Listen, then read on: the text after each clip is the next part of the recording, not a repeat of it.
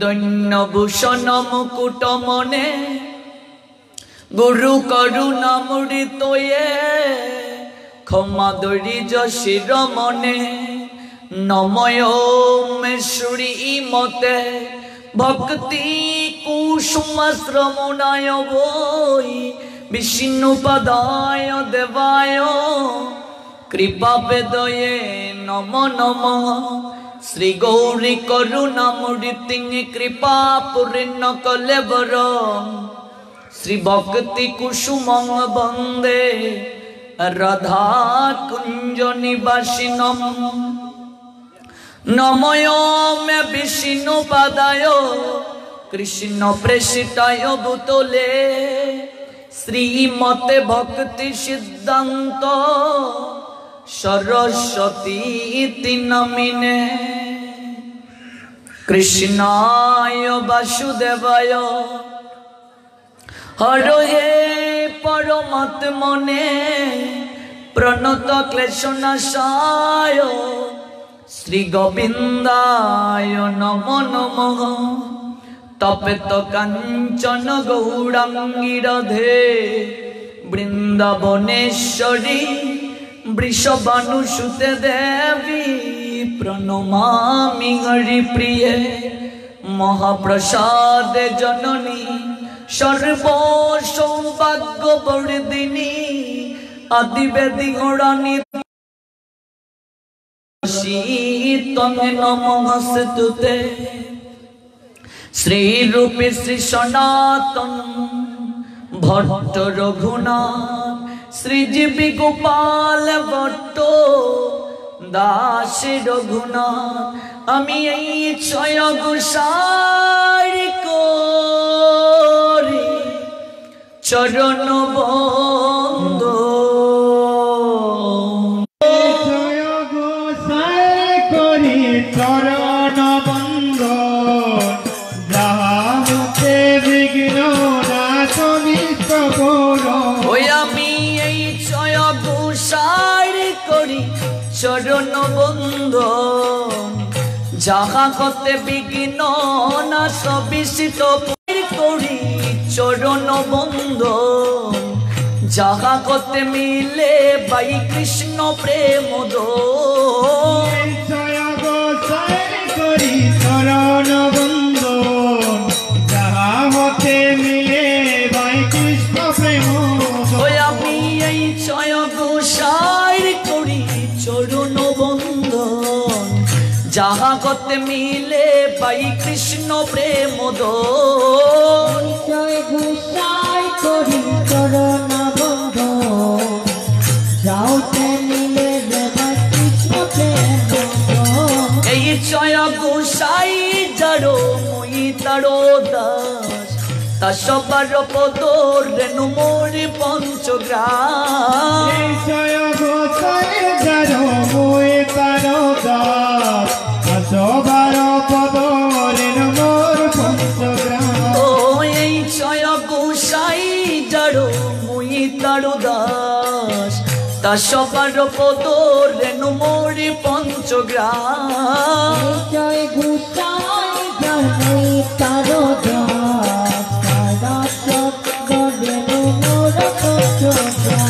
তাদের চরণ সবই ভক্ত শোনে বাস জনমে জনমে মোর এই অভিলাষ ভক্ত চলে বাস জনমে জনমে মোর এই অভিলাষ ওই আমি তাদের চরণ সবই ভক্ত শোনে বাস জনমে জনমে মোর এই অভিলাষ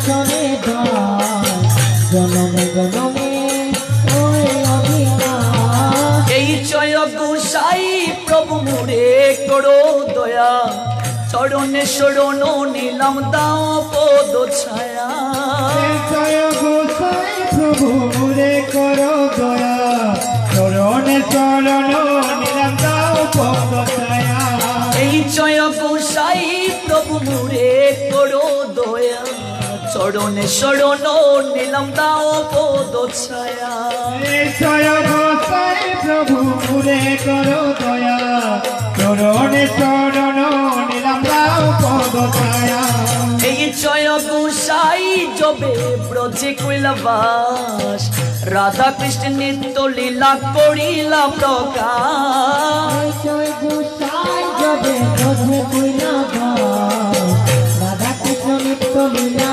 করিলা প্রকাশ ও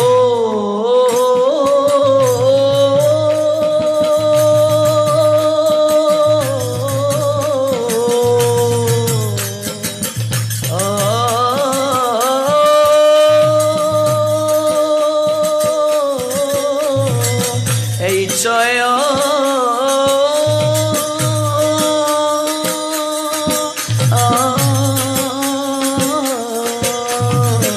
এই জয় গোসাই এই জয় গোসাই যবে ব্রজে কৈলাবাস রাধা কৃষ্ণ নিত্য লীলা করিলা প্রকাশ গোসাই যবে ব্রজে কৈলাবাস রাধা কৃষ্ণের নিত্য লীলা করিলা নইলে কে বাজানি তো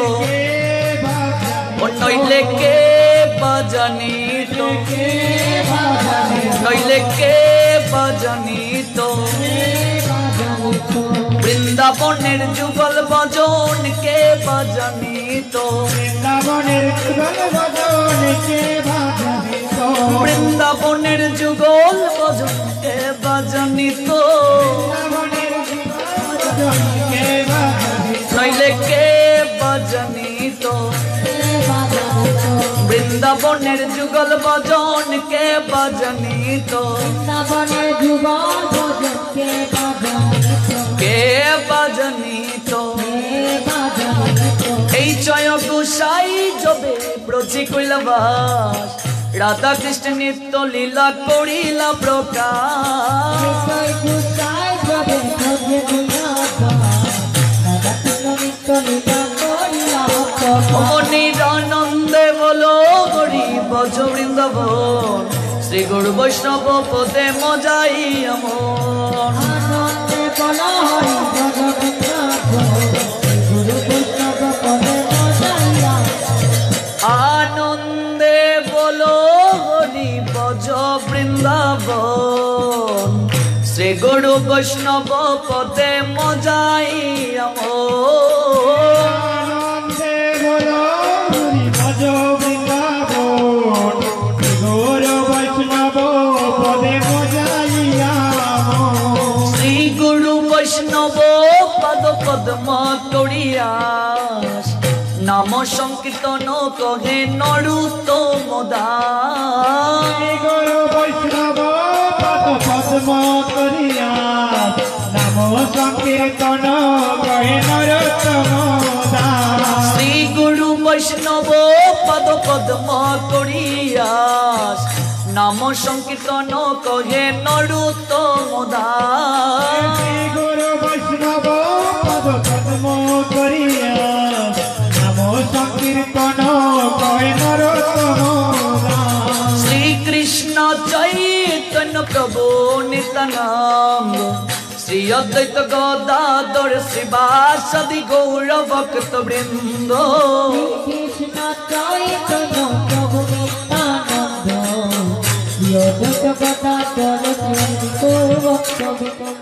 শ্রীকৃষ্ণ চৈতন্য প্রভু নিত্যানন্দ শ্রী অদ্বৈত গদাধর শিবাসাদি গৌর ভক্ত বৃন্দ কৃষ্ণ চৈতন্য প্রভু নিত্যানন্দ অদ্বৈত গদাধর শিবাসাদি গৌর ভক্ত বৃন্দ হরে কৃষ্ণ কৃষ্ণ কৃষ্ণ হরে হরে হরে রাম রাম রামে ঘরে ঘরে কৃষ্ণ হরে কৃষ্ণ কৃষ্ণ কৃষ্ণ হরে হরে হরে রাম রাম রাম হরে হরে কৃষ্ণ কৃষ্ণ কৃষ্ণ হরে হরে হরে রাম রাম রামে ঘরে ঘরে হরে কৃষ্ণ কৃষ্ণ कृष्ण हरे हरे हरे राम राम राम हरे हरे हरे कृष्ण कृष्ण कृष्ण हरे हरे हरे राम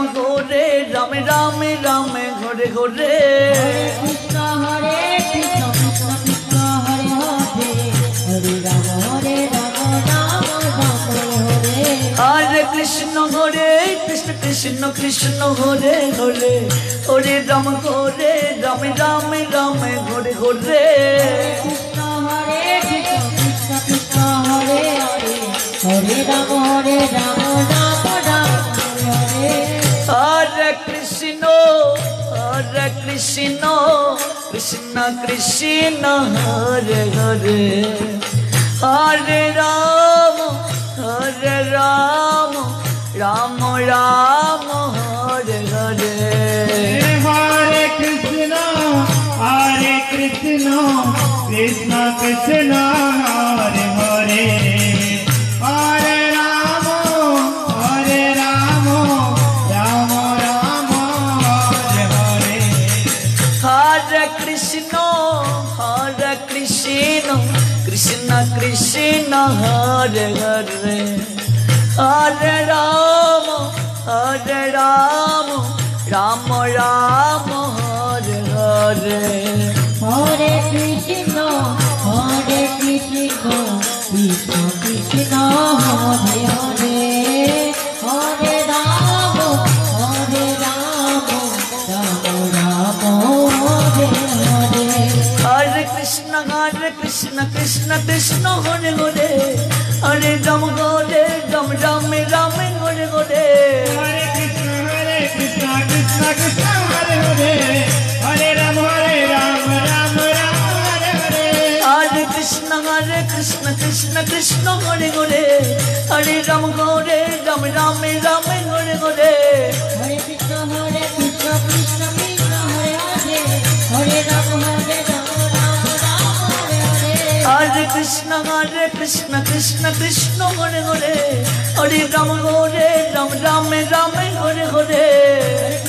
हरे कृष्ण कृष्ण कृष्ण हरे हरे हरे राम राम हरे हरे कृष्ण कृष्ण कृष्ण हरे हरे हरे राम राम हरे हरे हरे कृष्ण कृष्ण कृष्ण हरे हरे हरे राम राम हरे हरे हरे कृष्ण कृष्ण कृष्ण हरे देवो हरे राम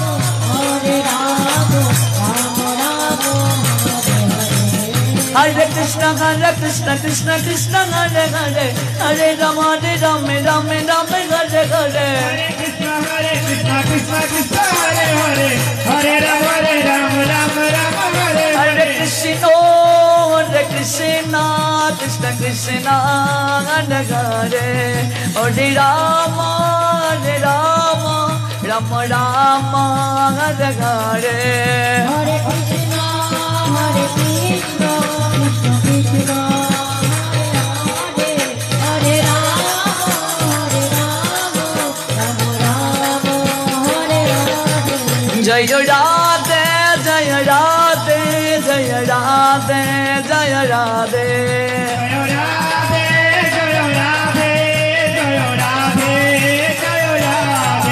नित्य गौर हरि बोल हरि बोल हरि बोल हरि बोल नित्य गौर हरि बोल हरि बोल हरि बोल हरि बोल गौर प्रेमानंदे हरि हरि बोलो जय जय श्री राधे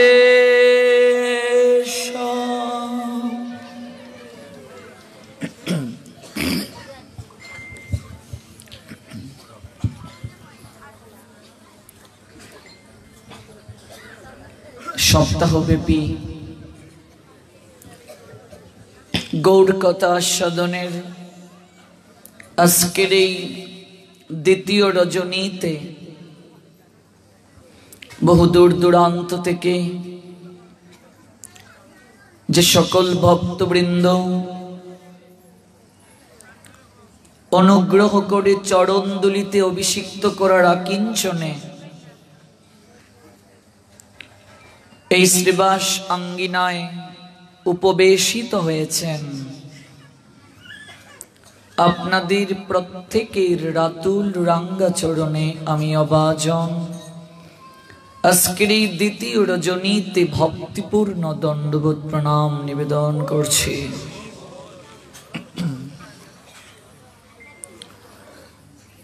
দুটি অনুষ্ঠান একই সঙ্গে চলছে। চৈতন্য মহাপ্রভুর যে ভাবাদর্শ, কলিহত জীবকে মুক্তির যে উপায় দিয়েছেন, তারক ব্রহ্ম হরিনাম যজ্ঞানুষ্ঠান, এই তারক ব্রহ্ম হরিনাম যজ্ঞানুষ্ঠানও চলছে। এটা সংকল্পস্থিত।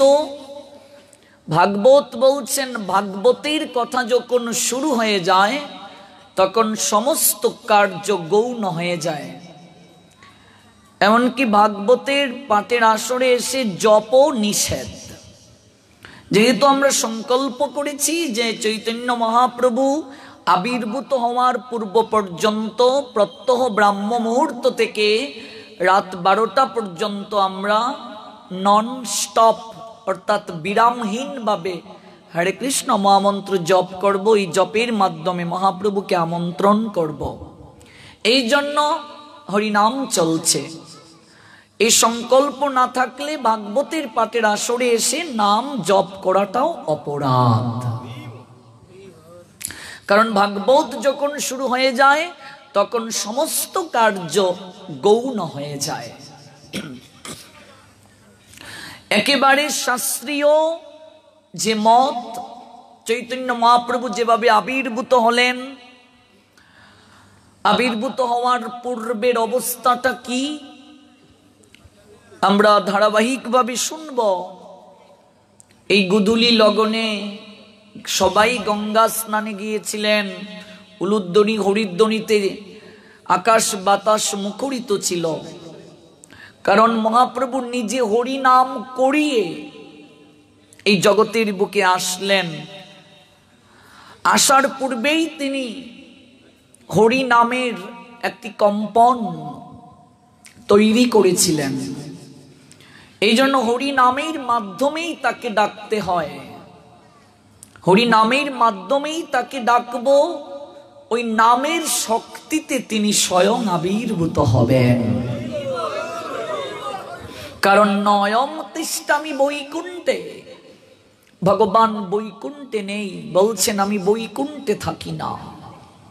যদি বৈকুণ্ঠে ভক্তের সমাগম না হয়, যোগী নাম হৃদয়ে নচ, যোগীদের হৃদয়েও থাকি না, নারদকে ভগবান বলছেন। তাহলে থাকো কোথায়?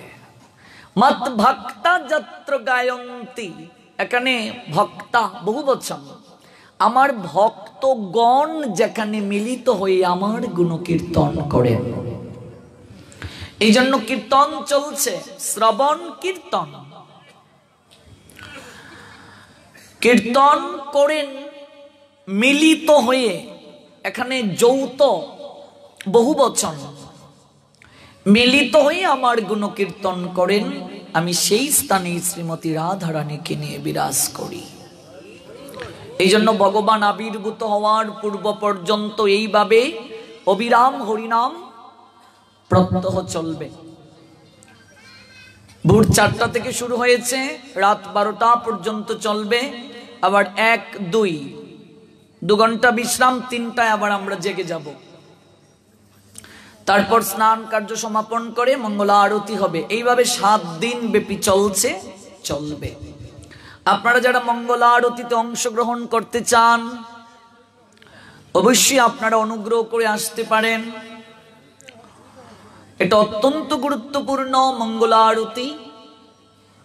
এই মঙ্গলা আরতিতে অংশগ্রহণ করে যদি আমরা আমাদের দিনটাকে শুরু করি, সারাটা দিন মঙ্গল যাবে। তাছাড়া চৈতন্য মহাপ্রভু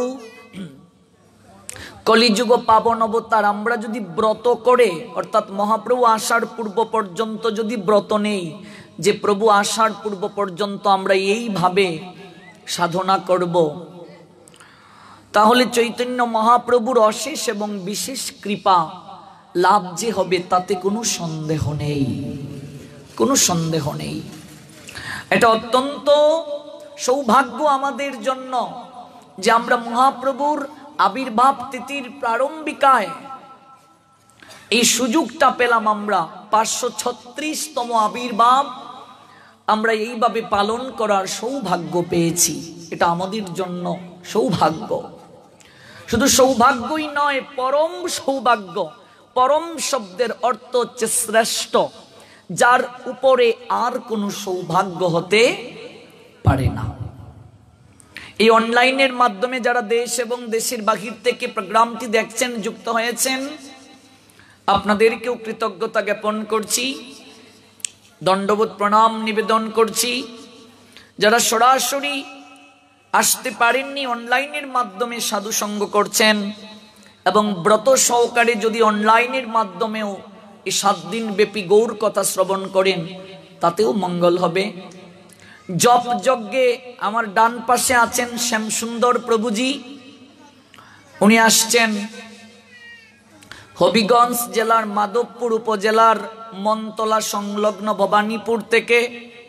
প্রসাদ বুঝি নির্জলা একাদশী ব্রত পালন করেন, রাত জাগরণ করেন। বাম পাশে আছেন ব্রাহ্মণবাড়িয়া জেলার বিজয়নগর উপজেলা স্থিত সিঙ্গারবিল পালপাড়া আখাউড়া বর্ডার সংলগ্ন জয়ন্ত কৃষ্ণ দাসজি, ওনাদেরকেও আজকের এই যজ্ঞানুষ্ঠানে অংশগ্রহণের জন্য সুস্বাগতম জানাচ্ছি। ভক্তবৃন্দ, গতকাল যে জায়গায় আমরা ভগবানের কথার বিশ্রাম টেনেছিলাম, আজ সেই জায়গা থেকে আমরা এই অপ্রাকৃত কথা শ্রবণ মনন তথা স্মরণে আমরা ব্যাপৃত হচ্ছি। অনর্পিত চড়িয়ে চিরা করুণা অবতের নকল। চমৎকার একটি শ্লোক। চৈতন্য মহাপ্রভুর এই জগতের বুকে আসার পশ্চাতে কি কারণ, আমরা গতকাল বলছিলাম কেন তিনি আসলেন, তার আসার পশ্চাতে কারণ কি, এবং তিনি এই জগতে এসে এমন কি কার্য সম্পাদন করার জন্য স্বয়ং কৃষ্ণ হয়েও তিনি কৃষ্ণ থেকে অধিক করুণার নিলয় হয়ে আসলেন। আমরা দুটো শ্লোক নিয়ে আস্বাদন করব। এখন যে শ্লোকটি আমরা আস্বাদন করছি এটা হচ্ছে বিদগ্ধ মাধবে। বিদগ্ধ মাধবে এই শ্লোকটি লিপিবদ্ধ আছে। বিদগ্ধ মাধব গ্রন্থ থেকে আমরা আস্বাদন করছি। অনর্পিত চরিং চিরা করুণয়াবতীর্ণ কল। অনর্পিত চরিং চিরাত। চিরাত শব্দটির অর্থ হচ্ছে বহুকাল পর্যন্ত। বহুকাল পর্যন্ত, কাল মানে সময়, বহু সময় পর্যন্ত। অনর্পিত চরিং অর্থাৎ পূর্বে যাহা অর্পণ করা হয় নাই, পূর্বে যাহা দেয়া হয় নাই, বহুকাল পর্যন্ত পূর্বে যাহা বিতরণ করা হয় নাই, দেয়া হয় নাই। চমৎকার এই শ্লোকটির মাধ্যমে চৈতন্য মহাপ্রভুর এই জগতের বুকে আসার এবং এই জগতে এসে তার কার্য সম্পাদনের পশ্চাতে হেতু কি, আমরা কিছুটা ইঙ্গিত পাব তিনি কতটা করুণার নিলয়, তিনি কতটা পতিত কাঙ্গালির ভগবান। এই শ্লোকটির মাধ্যমে আমরা উপলব্ধি করব। সমর্পিয়ত উন্নত উজ্জ্বল রসম সভক্তি শ্রিয়ম। সমর্পিয়তুম, সমর্পিয়তুম অর্থটি হচ্ছে দান করার জন্য। উন্নত উজ্জ্বল রসাম, অনুসারের উচ্চারণ ম হবে সংস্কৃতে। উন্নত উজ্জ্বল রসাম, উন্নত এবং উজ্জ্বল রস। এখানে উজ্জ্বল রস বলতে বোঝানো হয়েছে মধুর রস। শান্ত, দাস্য, সখ্য, বাৎসল্য, মধুর, এই যে পাঁচটা ভাব, এই পাঁচটা ভাবের মাঝে সর্বশ্রেষ্ঠ ভাব, সর্বশ্রেষ্ঠ রস মধুর রস, মাধুর্য রস। এই মধুর রসময়ী অত্যন্ত উন্নত এবং উজ্জ্বল রসে টইটুম্বুর। উন্নত উজ্জ্বল রসাম স্বভক্তি সুরিয়ম, বলছেন স্বভক্তি সুরিয়ম। স্বভক্তি সুরিয়ম এটার অর্থ হচ্ছে নিজের ভক্তি সম্পত্তি। স্বভক্তি সুরিয়ম, নিজের ভক্তি সম্পত্তি। হরি পুরট সুন্দর দুতি কদম্ব সন্দীপিতীয়। হরি যিনি হরণ করেন, কোথা থেকে হরণ করেন? জীব সকলকে মায়ার কবল থেকে হরণ করেন। কি দিয়ে হরণ করেন? আকর্ষণ শক্তি দ্বারা আকর্ষণ করেন বলে তার একটা নাম হচ্ছে কৃষ্ণ। কৃষ্ণ কথাটার অর্থ সর্ব আকর্ষক। সর্ব আকর্ষক কৃষ্ণ কথাটার অর্থ। হরি হরণ করা, আকর্ষণ শক্তি দ্বারা হরণ করেন তিনি। কোত্থেকে হরণ করেন? এই মায়ার কবল থেকে হরণ করেন সদা সব সময়। এর আগে বলছেন হরি অর্থাৎ যিনি হরণ করেন। পুরট সুন্দর দুতি কদম্ব সন্দীপিত, স্বর্ণ হইতেও অতি সুন্দর দুতি। পুরট সুন্দর দুতি, দুতি মানে হচ্ছে আভা, আলো। তো বলছেন সদা হৃদয় কন্দরে। সদা কথাটার অর্থ হচ্ছে সব সময়। হৃদয় কন্দর, এই যে হৃদয়, কন্দর শব্দের অর্থ হচ্ছে গুহা। বলছেন হৃদয় কন্দরে স্ফুরতু। স্ফুরতু মানে হচ্ছে স্ফুরিত হওয়া। ব শচী নন্দন, শচীর নন্দন। এবার চলুন অনুবাদে শ্লোকটির অর্থ কি দাঁড়ায়। আমরা প্রত্যেকটা শব্দকে ভাঙলাম, এবার অনুবাদ করলে কি দাঁড়ায়। বহুকাল পর্যন্ত পূর্বে যা অর্পণ করা হয় নাই, বহুকাল পর্যন্ত পূর্বে যাহা অর্পণ করা হয়নি, সেই উন্নত উজ্জ্বল রসময়ী নিজস্ব ভক্তি দান করার জন্য কৃপা করে এই কলিযুগে তিনি অবতীর্ণ হয়েছেন। মহাপ্রভু কেন অবতীর্ণ হলেন?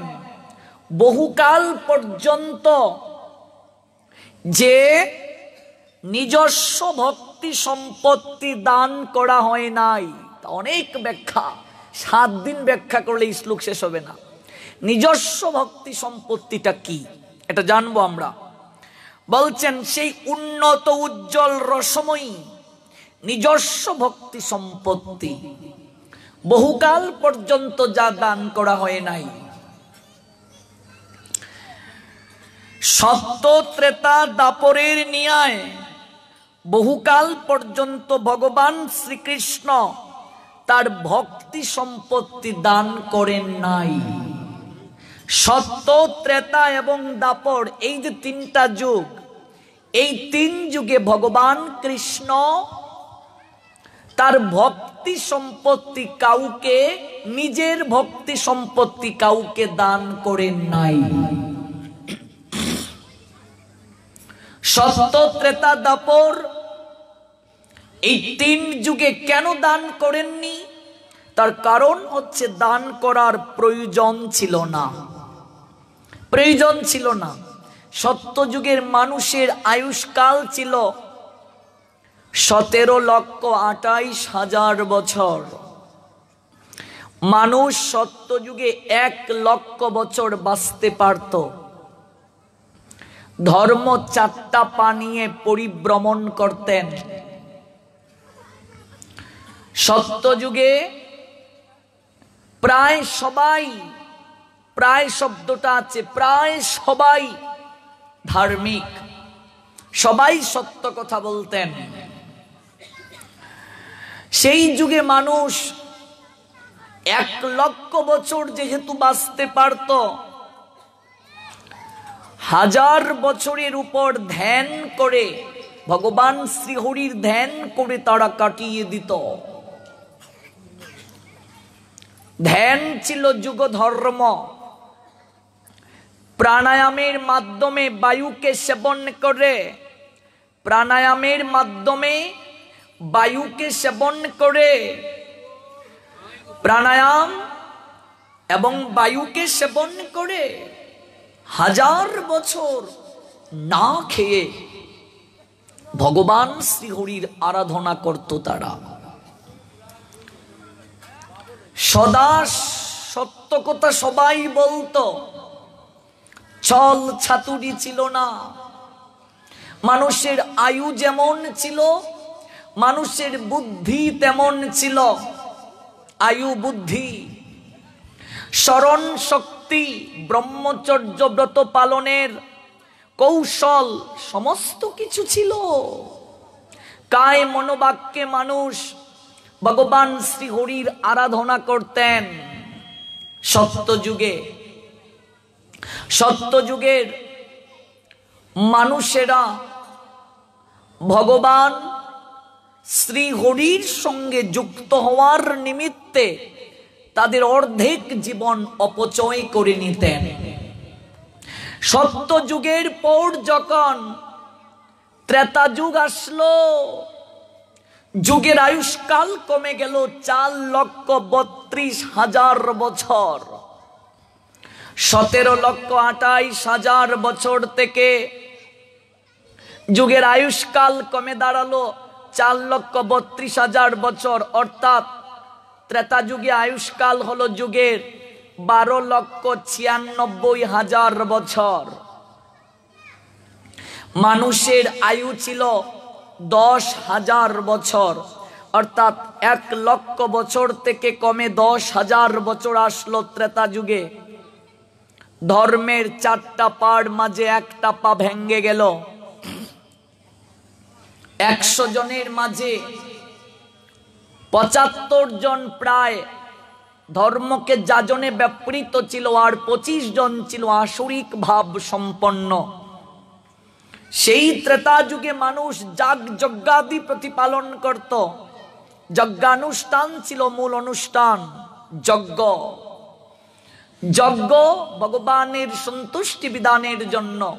অশ্বমেধ যজ্ঞ, গুমেধ যজ্ঞ, রাজসূহ যজ্ঞ, বাজপেয় যজ্ঞ, বিশাল বিশাল যজ্ঞানুষ্ঠান। এই যজ্ঞানুষ্ঠান করতে মানুষের বিপুল পরিমাণ অর্থ ব্যয় হতো। বিপুল পরিমাণ অর্থ ব্যয় হতো এবং সেই যজ্ঞানুষ্ঠানকে পণ্ড করার জন্য অসুরেরা পিছনে ধাওয়া করত। কখনো কখনো গোমাংস এই যজ্ঞের বেদিতে ফেলে দিত অসুরেরা, যজ্ঞ সম্পূর্ণ করতে দিত না। অনেক সময় দেবতারা পর্যন্ত বৃষ্টি বর্ষণ করতেন, প্রতিবন্ধকতা করা হতো যজ্ঞ সম্পূর্ণ যেন না হয়।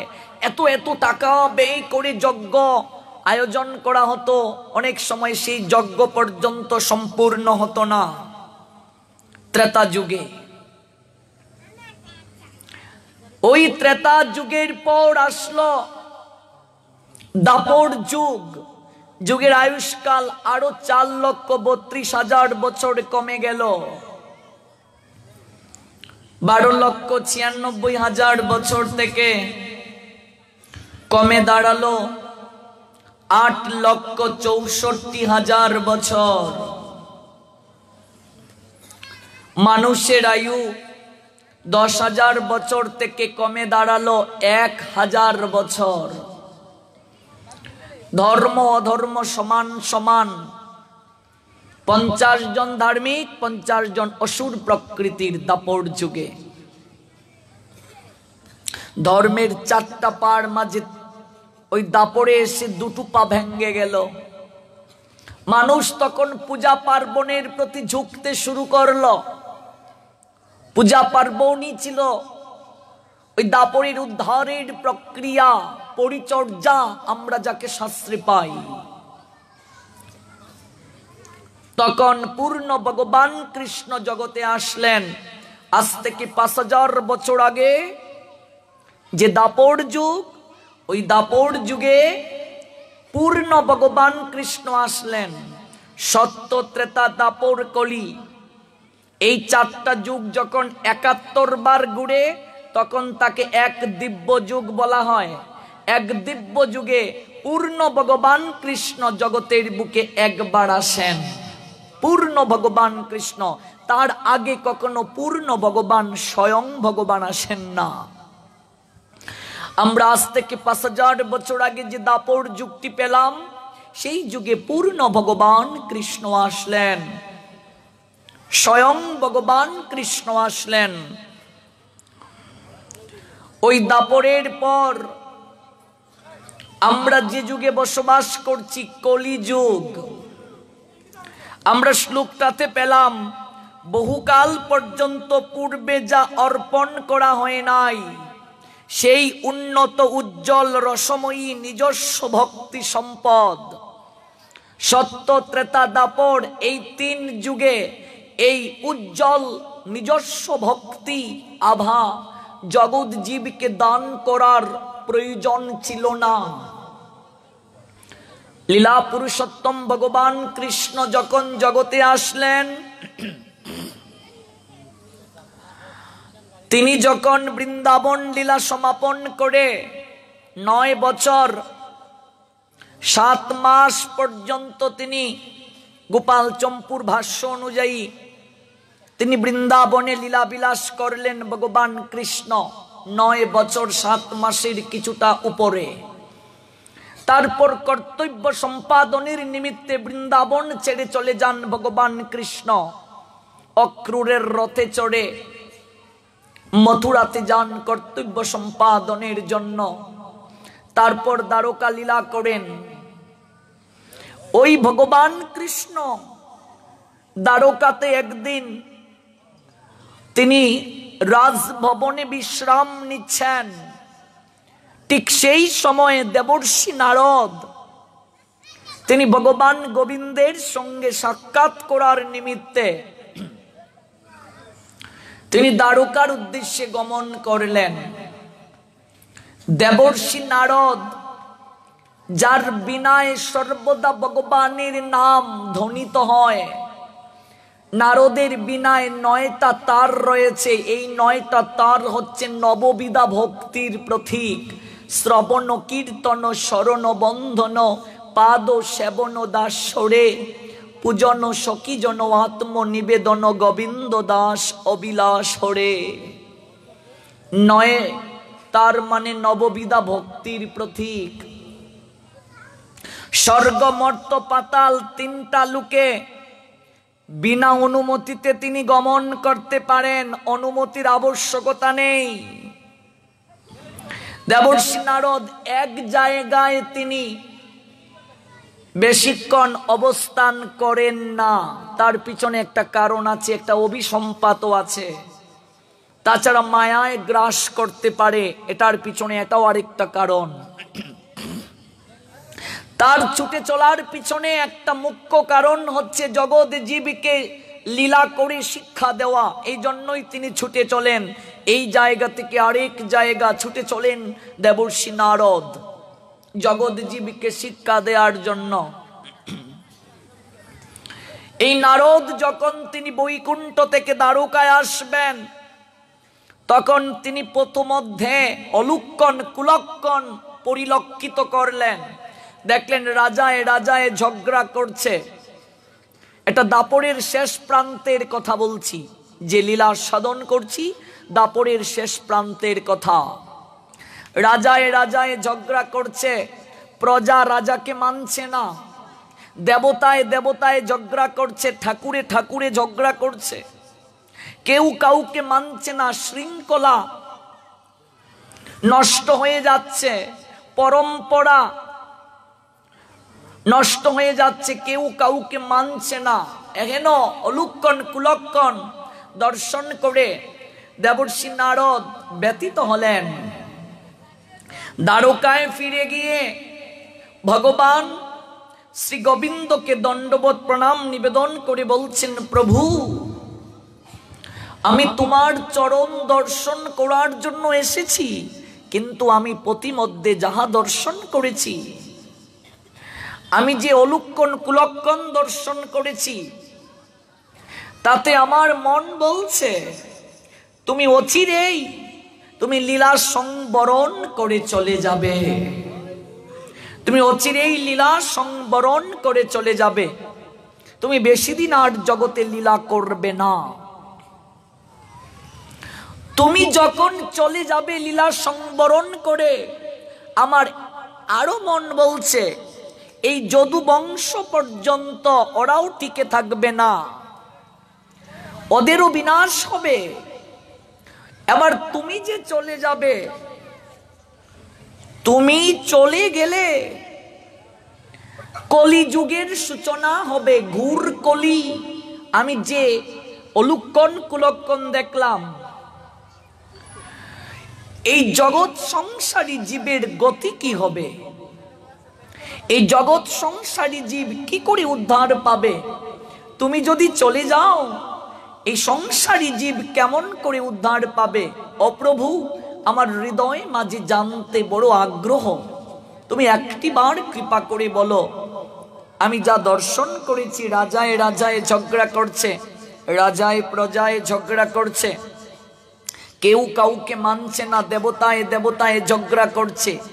এহেন অবস্থা থেকে কি করে পরিত্রাণ সম্ভব? ভগবান শ্রী গোবিন্দ দেবর্ষি নারদকে বলছেন, অহে দেবর্ষি, আমি যেদিন থেকে লীলা সংবরণ করিব, হে দেবর্ষি, সেই দিন থেকে কলিযুগের সূচনা হবে। ভগবান কৃষ্ণ যেই দিন লীলা সংবরণ করে স্বধামে যাবেন, সেই দিন থেকে কলিযুগের সূচনা হবে। প্রভু তুমি যদি চলে যাও আর কলিযুগের যদি সূচনা হয়, তাহলে এই কলিহত জীবের পরম গতি কি হবে? দেখুন, অদ্বৈত আচার্যের পূর্বেই দেবর্ষি নারদ ভগবান কৃষ্ণের কাছে প্রার্থনা করেছিলেন। এটা চৈতন্য মঙ্গলে পাবেন, চৈতন্য মঙ্গল গ্রন্থ পড়লে দেবর্ষি নারদ ভগবানের কাছে প্রার্থনা করেছেন, ও প্রভু তুমি কৃপা করে বলো, আমি যে লক্ষণ পরিলক্ষিত হতে দেখলাম, এহেন কলিযুগের জীব সকলকে যদি উদ্ধার করতে হয়, স্বয়ং তোমাকেই জগতের বুকে আসতে হবে, তোমাকেই জগতের বুকে আসতে হবে।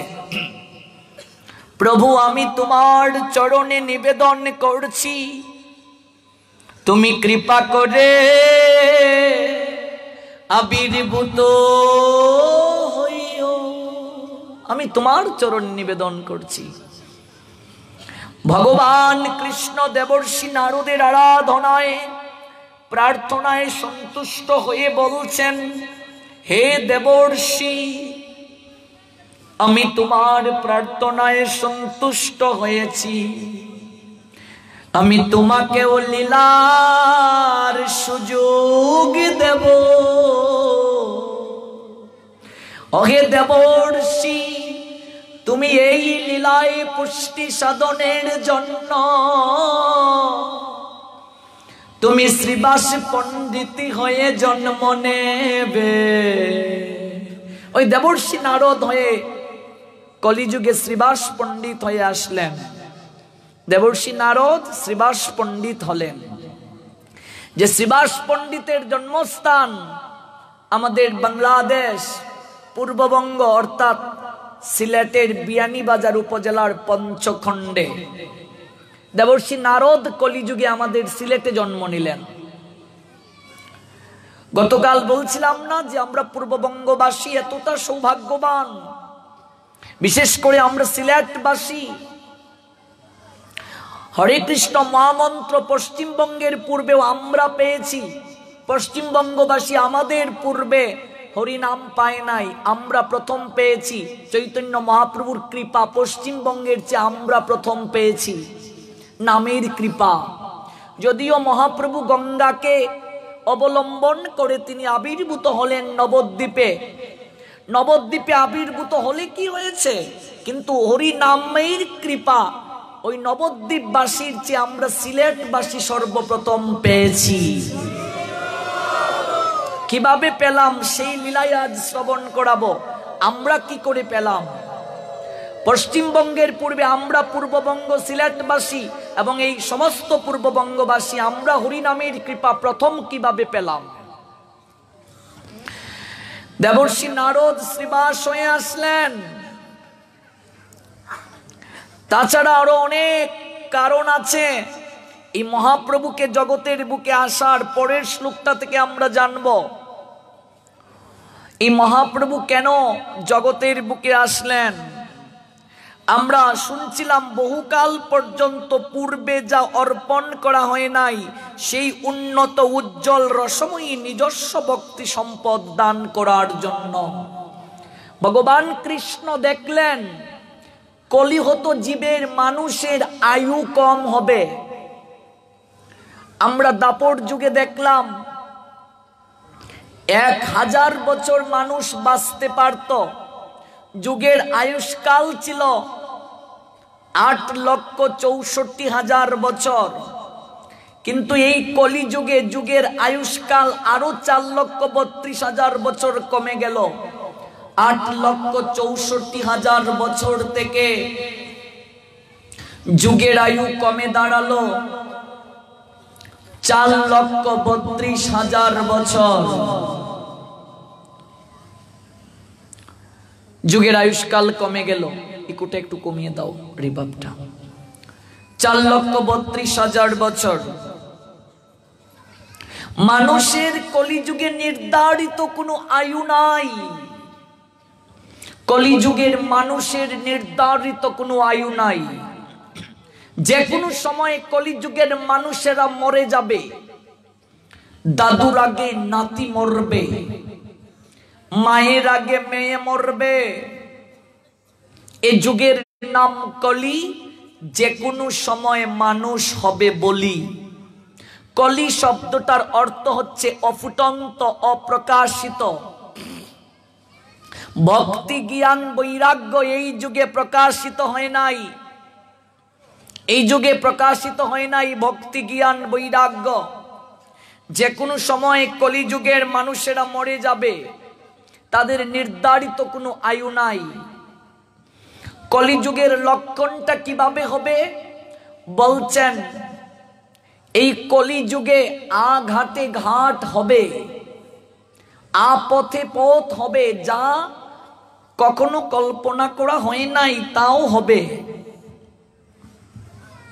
মানুষ যা কখনো ভাবে নাই তাও হবে। এই কলিযুগের মানুষেরা ওরা হবে অন্নগত প্রাণ, মানে ওরা আহার ছাড়া কখনো বাঁচতে পারবে না, আহার ব্যতীত বাঁচতে পারবে না কলিযুগের মানুষেরা।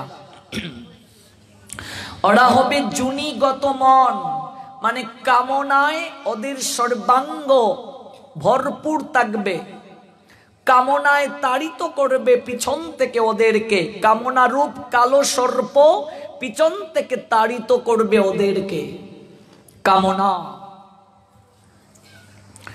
এই কলিযুগের মানুষেরা ব্রহ্মচর্য ব্রত ঠিকভাবে পালন করতে পারবে না। কলিযুগের মানুষের মন থাকবে সবচেয়ে বেশি চঞ্চল, সমাজে বেবিচার বেড়ে যাবে, নারীর সম্মান দিন দিন কমে যাবে, অর্থাৎ পুরুষ শাসিত সমাজে নারীকে সবচেয়ে বেশি নিষ্পেষণ করা হবে।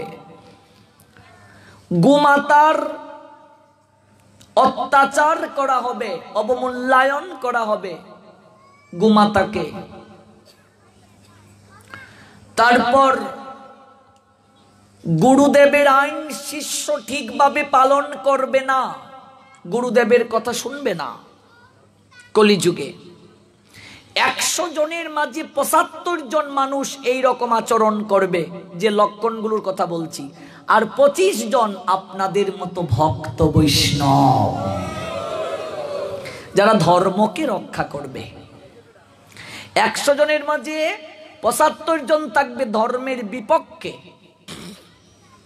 একটা ধর্মীয় অনুষ্ঠান হতে চাইলে বাধা প্রদান করবে, আর 25 জন আপনাদের মতো ভক্ত বৈষ্ণব যারা ধর্ম পালন করতে চাইবে, ভগবানের কথা শুনবে, ভগবানকে মানবে।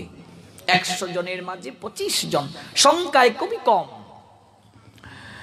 গুরুজন যারা, তাদেরকে সম্মান করবে না।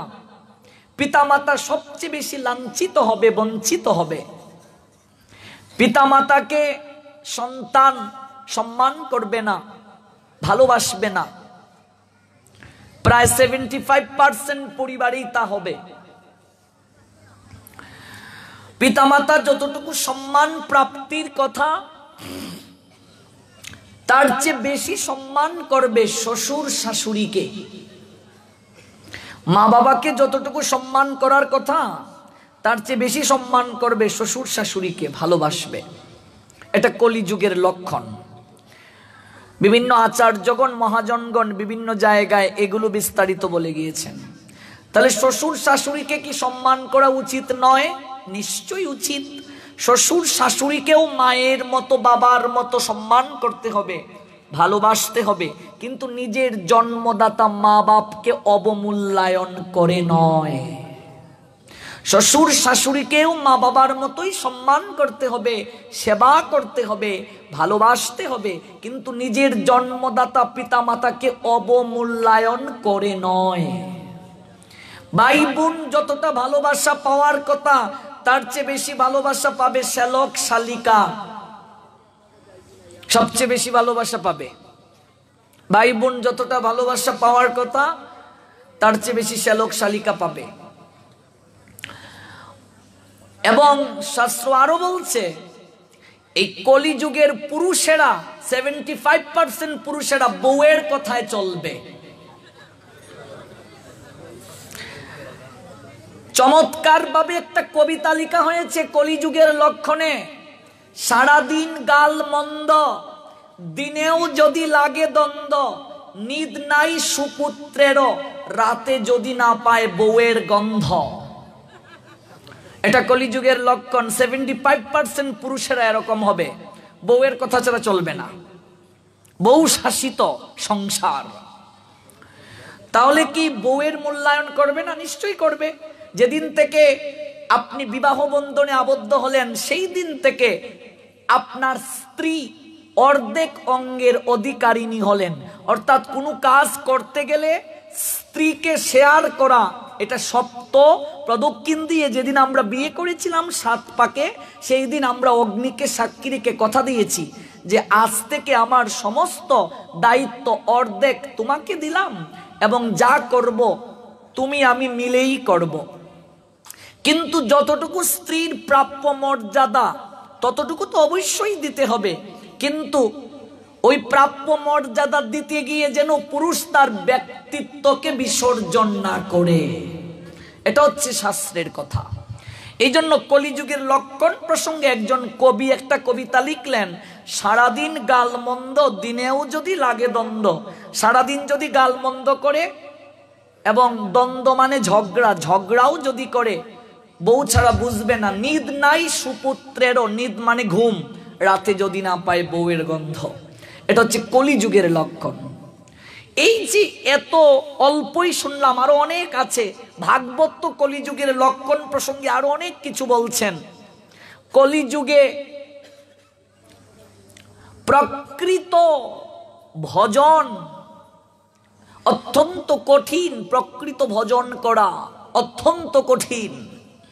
কারণ মানুষের মন চঞ্চল, আয়ু কম, বুদ্ধি কম, মানুষ না খেয়ে থাকতে পারবে না, কামনায় তাদের মন পর্যবসিত।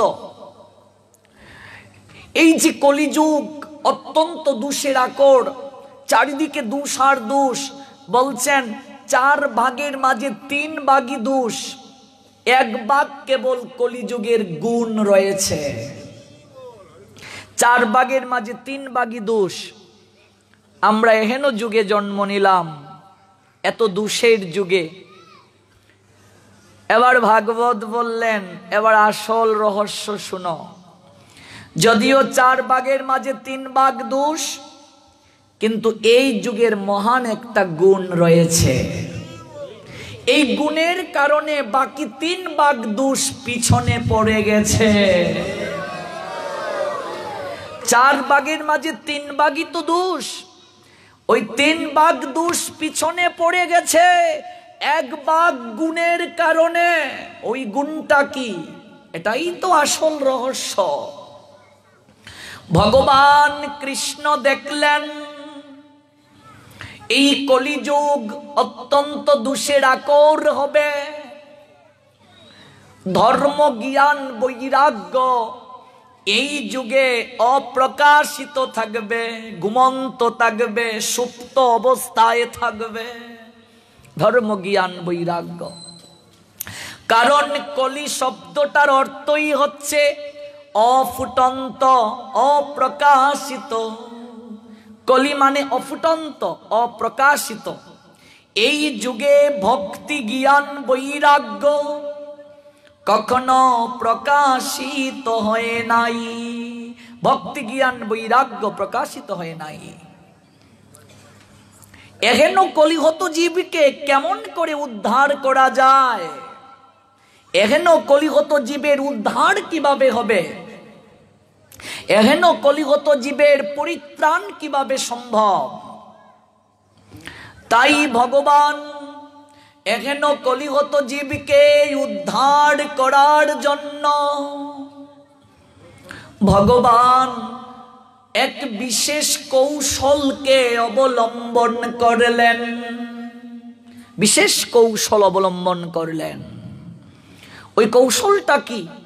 যে কলিহত জীব ঠিকভাবে ভজন করতে পারবে না, ওদের স্মরণ শক্তি কম, ওদের বুদ্ধি কম, ওরা ব্রহ্মচর্য ব্রত পালন করতে পারবে না, সাধনা করার যে প্রক্রিয়া ওই প্রক্রিয়া ওদের নেই, সত্য যুগের মতো ধ্যান করতে পারবে না। 1000 বছর মানুষ ধ্যান করতে পারত। আমরা 5 মিনিট আহ্নিক করতে যখন বসি, আপনাদের কথা জানি না, আমার কথা বলি, সারাদিনের কুচিন্তা কুভাবনা এসে মাথায় তখন ঘিরে বসে। তাহলে দেখুন 5 মিনিটও আমরা ধ্যান করতে পারি না। গুরুদেব যে মন্ত্র দিলেন ভেতরে ধ্যান করার জন্য, ঠাকুর ঘরে বসলে সারাদিনের সমস্ত কুচিন্তা এসে মাথার মাঝে গ্রাস করে। তাহলে 5 মিনিট যেখানে ধ্যান সম্ভব নয়, সেখানে সত্য যুগের মতো ধ্যান করা তো প্রশ্নই উঠে না। তারপর ত্রেতা যুগের মতো এত বড় বড় যজ্ঞ কি করে করব, টাকা কোথায়? এত টাকা পয়সা তো নাই কলিহত মানুষের। তাছাড়া ওই যজ্ঞ করতে গেলে যে পরিশ্রম, লোকবল, এটাও তো নেই। কারণ কলিযুগের লক্ষণ প্রসঙ্গে শাস্ত্রকার বললেন কলিযুগের মানুষেরা যৌথ থাকতে পারবে না। অর্থাৎ যৌথ পরিবার কলিযুগে খুঁজেই পাওয়া যায় না, সম্ভব নয়। মানুষ একসঙ্গে মিশে থাকতে পারবে না। কারণ কলিযুগের আরেকটা নাম হচ্ছে কলহের যুগ। কলহ মানে ঝগড়া। এক জায়গায় বসলেই ঝগড়া করবে, এক জায়গায় বসলেই ঝগড়া। ওই আমি কিশোরগঞ্জ জেলার একটা জায়গা থেকে করিমগঞ্জ আমি এদিকে আসব অষ্টগ্রামে স্পিড বোট দিয়ে একটা প্রোগ্রামে। এবার স্পিড বোটে দুই মাতাজি বসেছে। মাত্র 20 মিনিটের মতো সময় লাগে স্পিড বোটে। ভেবে দেখুন, 20 মিনিট সময় স্পিড বোটে বসে একজনের চুল আরেকজনের টান শুরু করে দিয়েছে। দুই মাকে বললাম, মা 20 মিনিট সময় লাগে, স্পিড বোটে উঠে 5 মিনিট পরেই একজনের চুল আরেকজন টানতে শুরু করে দিয়েছ। শাস্ত্র পড়ে শুধু জানলাম এক জায়গায় কলিযুগের মানুষেরা থাকতে পারবে না। আজকে তোমাদেরকে দেখে আরো বিশ্বাস হলো। 20 মিনিট সময় এক জায়গায় বসেছে, একটু পরে নেমে যাবে, দুইজন দুই জায়গার চুল টানাটানি শুরু হয়ে গেছে। যৌথভাবে থাকা সম্ভব নয়। দেখবেন ঘুমাতে গিয়ে এক চকিতে ঘুমিয়েছে, একজন আরেকজনকে দিচ্ছে। যদি হয় সুজন, এক খাটে 9 জন, আর যদি হয় কুজন, 9 খাটে 9 জন থাকতে পারে না। মাথা শুরু হয়ে যায় ফাটাফাটি। এই কলিযুগের মানুষদের প্রায় 75% মানুষের এরকম হবে। এখন এই যে কলিযুগে এত এত সমস্যা, এত এত দোষ, এত এত বিভ্রাট, আমাদের কি উদ্ধার হবে? কিভাবে কিভাবে আমরা উদ্ধার পাব? ভগবান দেখলেন এহেন কলিহত জীব ধ্যান করতে পারবে না, যজ্ঞ করতে পারবে না। যজ্ঞের এত টাকা পয়সা কোথায় পাবে? লোকবল কোথায় পাবে? তাছাড়া যজ্ঞে যত সময় লাগে, এখন তো কলিযুগের মানুষের তো সময় নেই, শুধু ছুটছে মানুষ, দিন থেকে রাত পর্যন্ত শুধু ছুটছে, শুধু ছুটছে, শুধু ছুটাছুটি। 2 ঘন্টা সময়ের জন্য এই জায়গায় আমরা এসেছি, আর সারাদিন তো নাম চলছে। আমরা তো মাত্র 3-4 জনকে পেলাম সারাদিনে। মঙ্গল আরতিতেও তো সবাইকে পাই নাই। তার মানে শুধু ছুটছে মানুষ, সময় নেই, সময় নেই। মঙ্গল আরতিতেও সবাইকে পেলাম না। তাহলে হবে কি? এই কলিহত মানুষের তো সম্ভব নয় সত্যের মতো, ত্রেতার মতো। আর দাপরে পূজা পার্বণ, এখন তো ঠিকভাবে পূজা পার্বণ হয় না বাবা।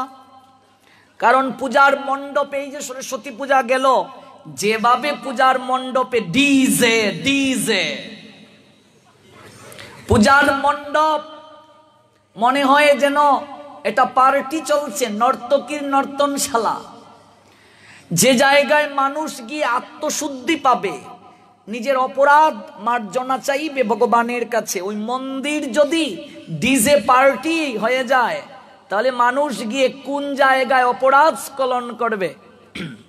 পূজার মণ্ডপে সরস্বতী পূজায় এই তারিখে গান বাজলো, বাবা তোমার দরবারে সব পাগলের মেলা। যাব কোথায় বলো? পূজা পার্বণও সম্ভব নয় ঠিকভাবে। পূজায় ভক্তি শ্রদ্ধা আমাদের এখন আর নাই, একেবারে অবস্থা বেগতিক আমাদের। পূজা শব্দের অর্থ প্রশংসা করা। মায়ের প্রশংসা করব মন্ত্রাবলীর মাধ্যমে। যেভাবে ডিজে বাজিয়ে শব্দ দূষণ করছি, আর যেভাবে মদ খেয়ে অর্ধনগ্ন হয়ে নাচানাচি, ওই প্রতিমায় মা অবস্থান করেন কিনা সন্দেহ। অপ্রিয় হলেও বাস্তব কথা এগুলো। অভিভাবক অনেকেই আছেন, এই শিক্ষাটা সন্তানকে দিবেন। এটা তো বিবাহের কিংবা গায়ে হলুদের পার্টি নয়, যেখানে গিয়ে আমরা নাচবো। পূজায় যদি সাত্বিকতা বজায় না থাকে, পূজায় যদি ভাব গাম্ভীর্য বজায় না থাকে, তাহলে তো আমরা ওই পূজা করতে গিয়ে আরো আমরা অপরাধীর পূজা স্কন্ধে চাপাবো। সাত্বিকতার সঙ্গে পূজা করা হচ্ছে না। কাজেই দাপরের মতো পূজা পার্বণ কলিহত জীবের পক্ষে সম্ভব নয়। মন্ত্র আমরা ঠিক মতো কলিহত মানুষেরা উচ্চারণ করতে পারি না, অনেক ভুল বলছি। আর মন্ত্র যদি ভুল বলি তাহলে অর্থের বিভ্রাট ঘটবে, অর্থ পরিবর্তন হয়ে যাবে। এবার মায়ের কাছে যা চাইব এটা উল্টো হয়ে যাবে। যেমন যে ভুলটা কুম্ভকর্ণ করেছিলেন, ইন্দ্রপ্রস্থ চাইবেন, সাধনায় সন্তুষ্টি করলেন, এবার ইন্দ্রপ্রস্থ চাইবেন কুম্ভকর্ণ। হৃদয় মাঝে অহংকার এসে গেল যে আমি তো এখন ইন্দ্রপ্রস্থের রাজা হব, ইন্দ্রপ্রস্থ আমি চাইব, এতদিনের আমার সাধনা সফল হয়েছে। কি চাও? বলছেন আমাকে নিদ্রাপ্রস্থ দান করো। ইন্দ্রপ্রস্থ বলতে গিয়ে নিদ্রাপ্রস্থ বলে দিয়েছে। বলছেন তথাস্তু বাবা, 6 মাস খাও 6 মাস ঘুমাও। দেখো কি বিভ্রাট হয়ে গেল। ইন্দ্রপ্রস্থ চাইতে গিয়ে নিদ্রাপ্রস্থ। আমরা যে মন্ত্র বলি, মন্ত্র অর্থ তো বুঝি না। এবার মন্ত্রগুলো কি বলছি এটাও আমরা বুঝতে পারছি না। এবার কি চাইতে গিয়ে কি চেয়ে নিচ্ছি এটা কিন্তু আমরা বুঝতে পারছি না। এটা ভাবার বিষয়। এটা গৌরাঙ্গের লীলাগুলো শুনলে আমরা বুঝবো। এত কঠিন অবস্থায় যাওয়ার আমাদের দরকার নাই। ভুল চাইতে চাইতে আমরা আমাদের অধপতন হয়ে যাচ্ছে, কারণ মন্ত্রের অর্থ ঠিক মতো উচ্চারণ করতে আমরা পারছি না, অর্থ আমরা বুঝতে পারছি না। এখন আমি অনেক মানুষকে এরকমও দেখেছি যারা কোনোদিন মন্দিরে গিয়ে ভগবানকে প্রণাম দেয় না, প্রণাম কিভাবে করতে হয় জানে না। এগুলো অবাক হবেন, আমি 64 জেলায় ঘুরে বেড়াই, কত বিচিত্র অভিজ্ঞতা।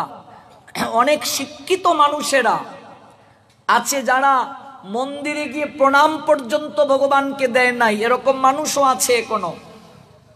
কিভাবে ভগবানকে প্রণাম দিতে হয় জানে না। এটা তো নিজের প্রত্যক্ষ ঘটনা।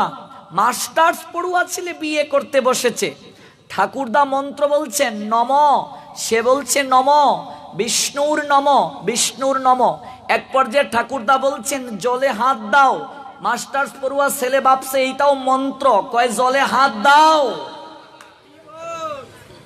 ঠাকুরদা বলছেন দান দুর্বা নাও, সে কয় দান দুর্বা নাও। আরে মূর্খ, দান দুর্বা নাও মানে ঠাকুরদা বলছেন দান দুর্বা নিতে। কয় কি রে? ঠাকুরদা বলছেন তোরে কইলাম দান দুর্বা নিতে, তুই কস দান দুর্বা নাও। কয় ঠাকুরদা আপনি যা কইন আমিও তো তাই কই। তার মানে জীবনে কোনোদিন ধর্ম প্রতিপালনের দিকে তার মনোসংযোগ ছিল না। এবার লুকাচারও তো একটা আছে, বিয়ে করবে, বিয়ের মণ্ডপে তো মন্ত্রও বলতে হয়।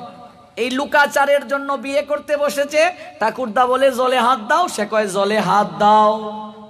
দান দুর্বা নাও, কয় দান দুর্বা নাও।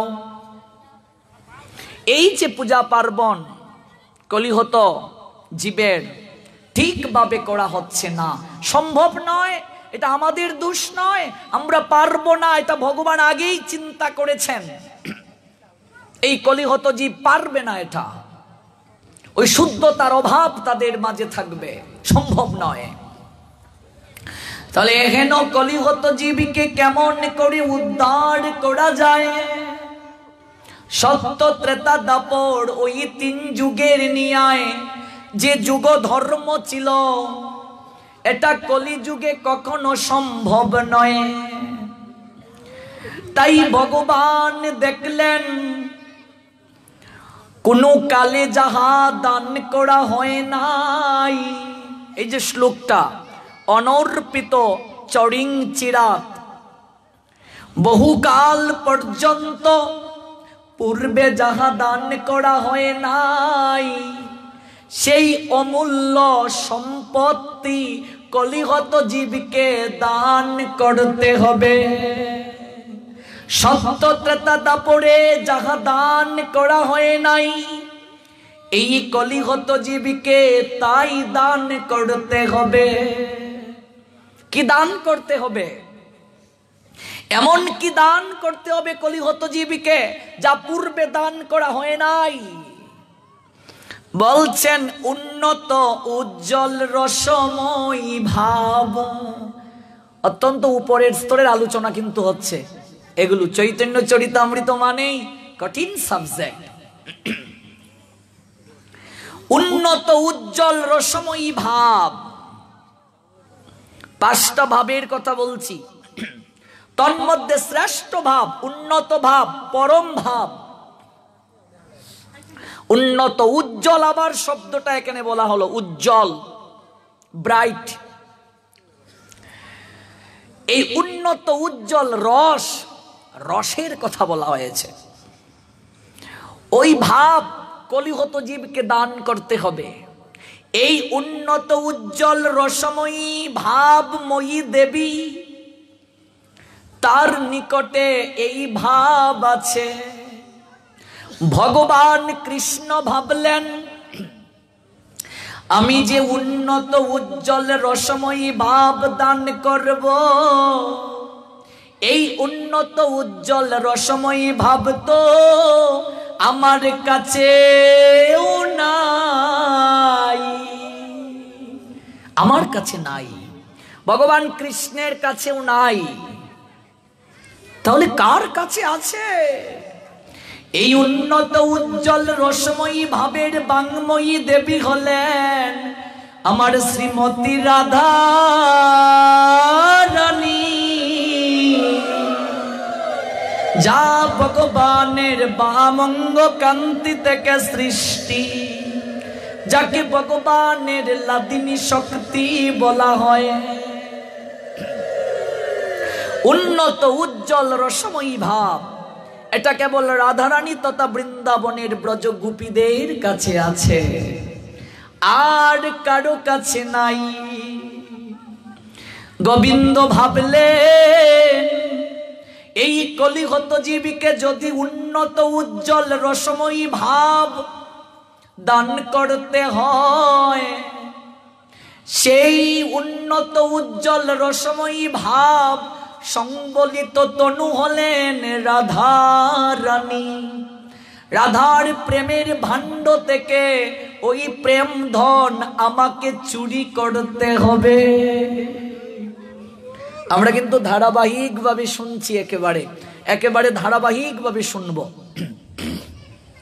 যদিও 7 দিনে কিছুই শোনা সম্ভব নয়, এরপরও চেষ্টা করছি যতটুকু বলা যায়। রাধারানীর প্রেমের ভাণ্ড থেকে এটা নিয়ে আসতে হবে। এটা রাধারানী ছাড়া আর কারো কাছে নাই, ব্রজবাসী ছাড়া আর কারো কাছে নাই। কারণ ব্রজের ভক্তরা হলেন এই অনন্ত কোটি বিশ্ব ব্রহ্মাণ্ডের মাঝে সর্বশ্রেষ্ঠ ভক্ত। ওদেরকে বলা হয় মনমনা ভক্ত। মনমনা, মনমনা মানে কি? মদগত চিত্ত। তারপর কি বলছেন? ওই ব্রজের ভক্ত যারা, ওরা হলেন নিষ্কাম ভক্ত। ওদের মাঝে ভগবানের সন্তুষ্টি ছাড়া আর কোনো তাদের মাঝে ইচ্ছা নাই।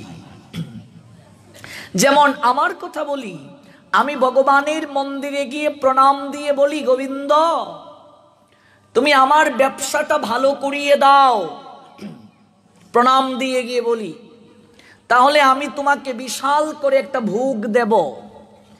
আমার মেয়েটার যদি ভালো জায়গায় বিয়ে হয়, তাহলে আমি বিশাল করে একটা ভোগ দেব। আমার ছেলেটার যদি গোল্ডেন অ্যাপ্লাস আসে, তাহলে আমি তোমাকে ভোগ দেব। এবার মেয়ের ভালো জায়গায় বিয়েও হলো না, ভগবানের কপালে ভোগ জুটল না। ছেলে গোল্ডেন অ্যাপ্লাস পেল না, ভগবানের কপালে চাল কলা জুটল না। তাহলে ভগবান কি আমার মতো ঘুষখোর? জগতে তো কিছুই নিয়ে আসিনি গো মা, এই কাপড়টাও নিয়ে আসি নাই, ভগবান দিয়েছেন লজ্জা নিবারণের কাপড় কৃপা করে। জন্ম নিয়ে খাবো কি চিন্তা করিনি, ভগবান মায়ের স্তনে দুধ রেখেছেন, ওই দুধ কতটুকু উষ্ণ হবে কতটুকু শীতল হবে আমি চিন্তা করিনি, ভগবান চিন্তা করেছেন।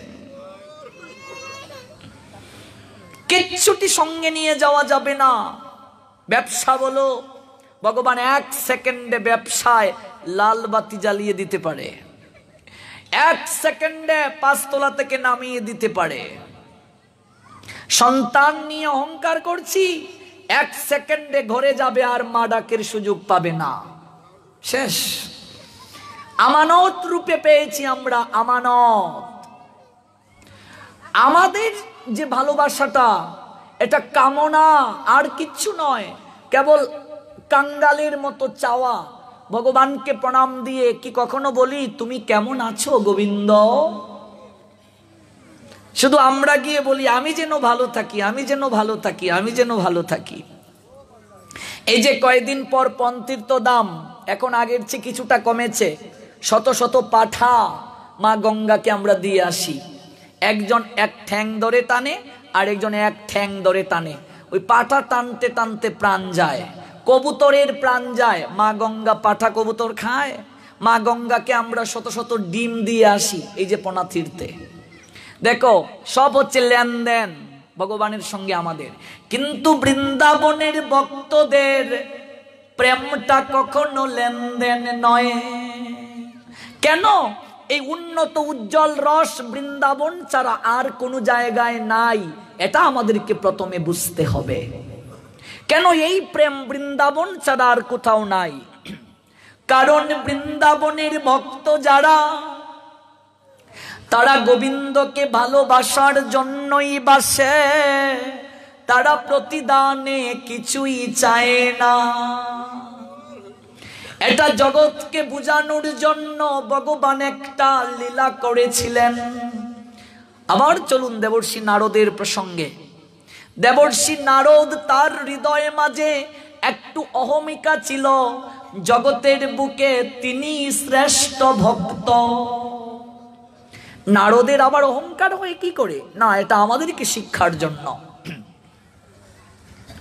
নারদ ভাবলেন আমার বিনাই কেবল দিবানিশি হরিনাম করে, আমি কেবল হরিনাম করে জগতে ঘুরে বেড়াই।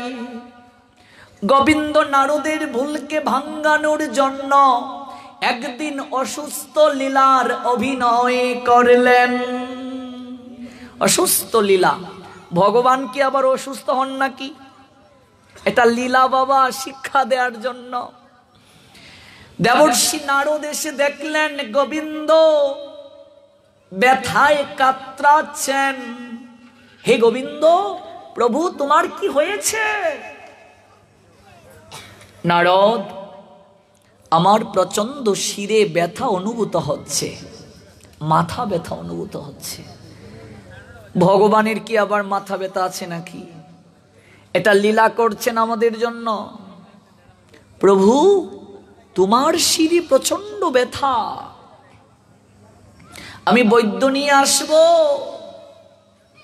এই জগৎ সংসারের প্রত্যেকটা বিষয়ী লোককে ভবরোগের ডাক্তার রূপে যিনি ভবরোগ নিরাময় করেন অনাদিরাদি গোবিন্দ, তার আবার মাথা ব্যথার জন্য ডাক্তার আনতে হবে? এটা কেমন কথা?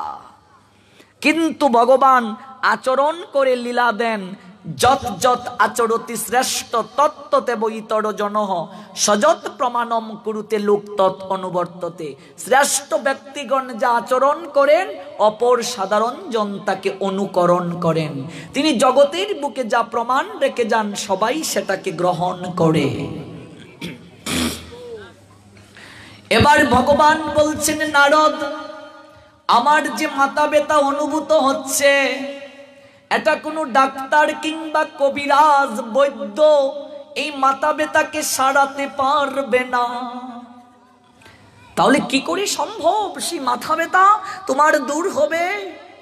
ভগবান বলছেন নারদ, যদি কোনো শুদ্ধ আচরণশীল ভক্তের চরণ ধুলি তুমি আনতে পারো,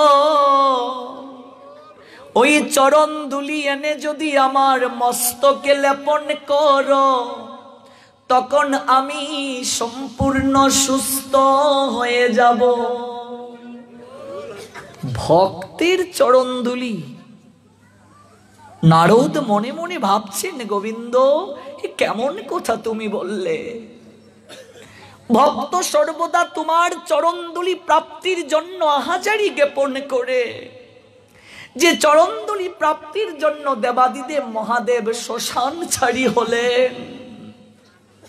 যোগীগণ যাকে যোগ সাধনায় উপলব্ধি করতে পারে না, মুনিগণ যাকে ধ্যানের দ্বারা উপলব্ধি করতে পারে না, যার চরণধুলি প্রাপ্তির জন্য স্বয়ং দেবতারা পর্যন্ত লালায়িত, সেই ভগবানকে চরণধুলি দেবে এই ত্রিলোকে এমন কে ভক্ত আছে? ভগবানকে চরণধুলি দিয়ে নরকগামী হবে, এরকম শুদ্ধ ভক্ত আমি কোথায় খুঁজে পাবো? দেবর্ষি নারদ গোবিন্দকে প্রণাম দিয়ে বলছেন, প্রভু আমি তো তোমার আজ্ঞাবাহী সেবক, আমি চরণ ধুলিয়া নয়নের জন্য যাত্রা করিলাম। আমি চরণ ধুলিয়া নয়নের জন্য যাত্রা করলাম। স্বর্গ মর্ত পাতাল ত্রিলোকে দেবর্ষি নারদ বিনা বাজিয়ে বাজিয়ে ছুটছেন, চরণ ধুলি আনবেন, ভক্তের চরণ ধুলি। গোবিন্দের মাথা ব্যথা অনুভূত হচ্ছে, লীলা করছেন ভগবান। যাকেই বলছেন সবাই বলছে, ছি ছি ছি ছি ছি দেবর্ষি এ কেমন কথা আপনি বলছেন? আমরা কি করে ভগবানকে চরণ ধুলি দেব? আমরা কি করে চরণ ধুলি দেব ভগবানকে? আমরা যে চরণ ধুলি প্রাপ্তির বাসনায় বসে থাকি, আমরা সেই ভগবানকে কি করে চরণ ধুলি দেব? স্বর্গ মর্ত পাতাল তিন লোকে গমন করলেন, পদার্পণ করলেন। সব জায়গা থেকে ব্যর্থ হয়ে দেবর্ষি নারদ বিফল চিত্তে মলন বদিনে অশ্রু নেত্রে গোবিন্দের নিকটে সে অপরাধীর ন্যায় দাঁড়ালেন। প্রভু আমি কারো নিকট থেকে পাইনি। নারদ এত এত জায়গায় গেলে তুমি চরণ ধুলি পাওনি? না প্রভু। নারদ তুমি কি একবার বৃন্দাবনে গমন করেছিলে? বৃন্দাবনে? বৃন্দাবনে কেন যাব প্রভু? বৃন্দাবনে আবার তোমার কেমন ভক্ত? ওরা তো সবাই অশিক্ষিত, শাস্ত্র জ্ঞান জানে না। ওরা তো গোয়ালা, ওরা মথুরার হাটে এসে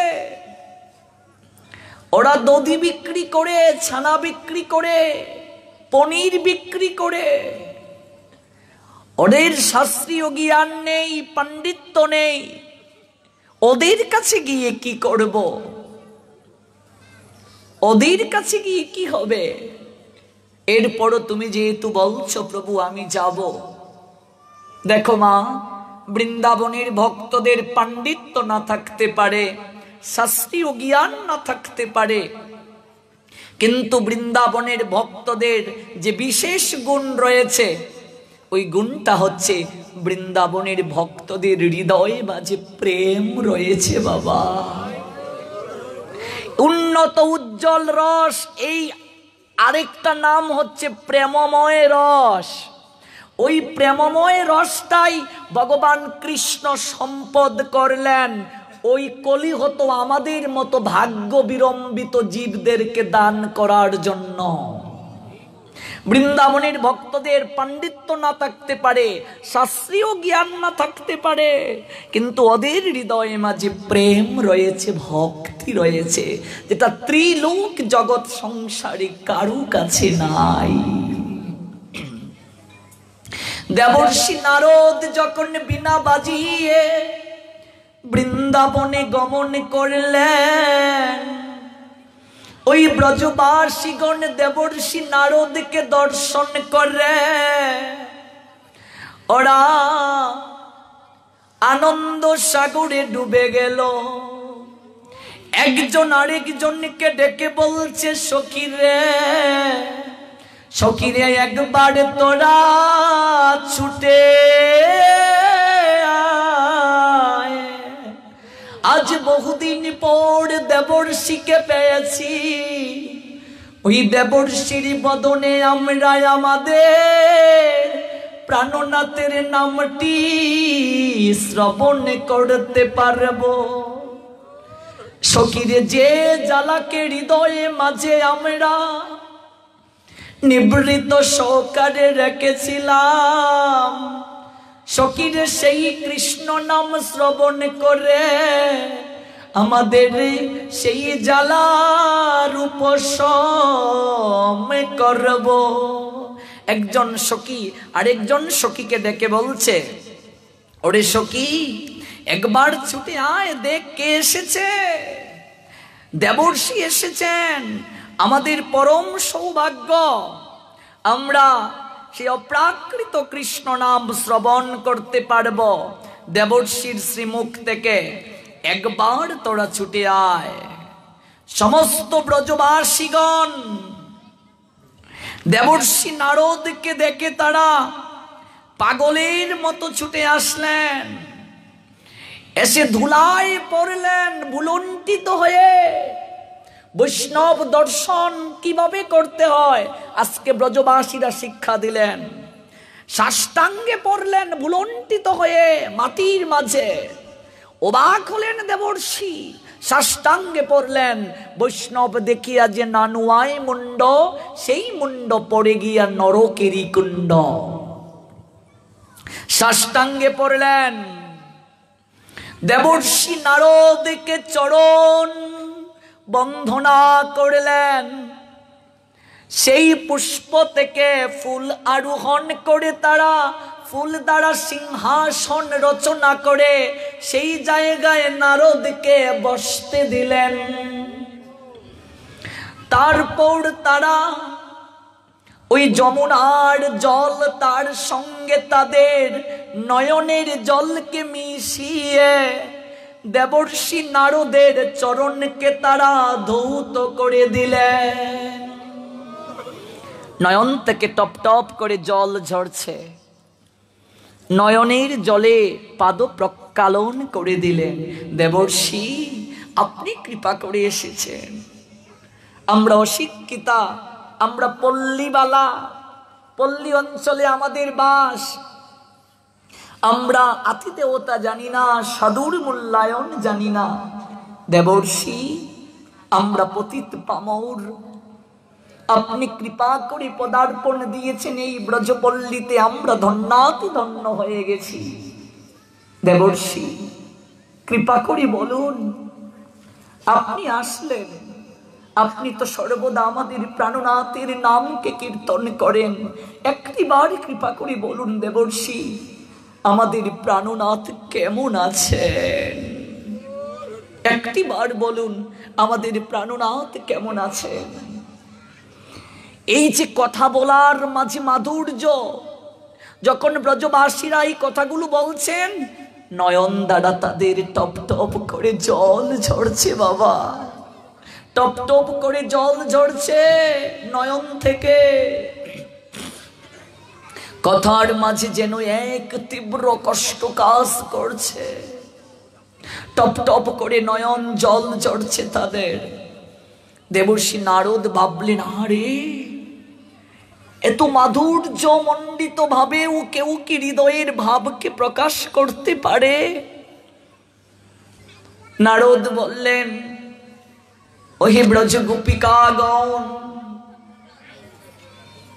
আমার প্রভু ভালো নেই, তার প্রচন্ড শিরে ব্যথা অনুভূত হচ্ছে। কি বলছেন দেবর্ষি?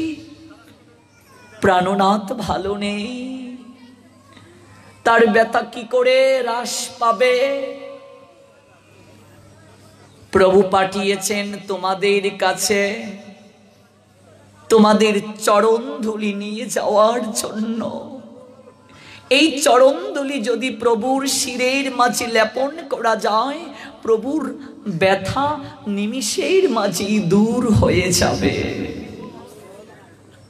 ব্রজবাসীগণ বলছেন, দেবর্ষি প্রভুর ব্যথা অনুভূত হচ্ছে, হ্যাঁ, তবে একটি শর্ত আছে। প্রভু বলে দিয়েছেন, ওই চরণ ধুলি যেন শুদ্ধ ভক্তের হয়।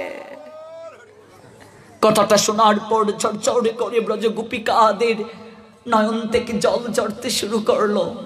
দেবর্ষি, আমরা শুদ্ধ ভক্ত কিনা জানি না দেবর্ষি, আমাদের আচরণ আছে কিনা জানি না, তবে দেবর্ষি আমরা আমাদের প্রাণীর থেকেও আমরা গোবিন্দকে বেশি ভালোবাসি।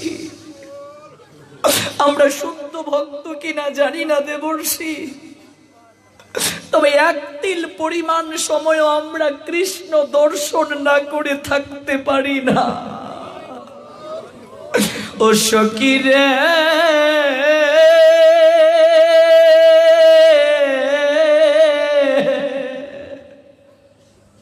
এক তিল প্রিয়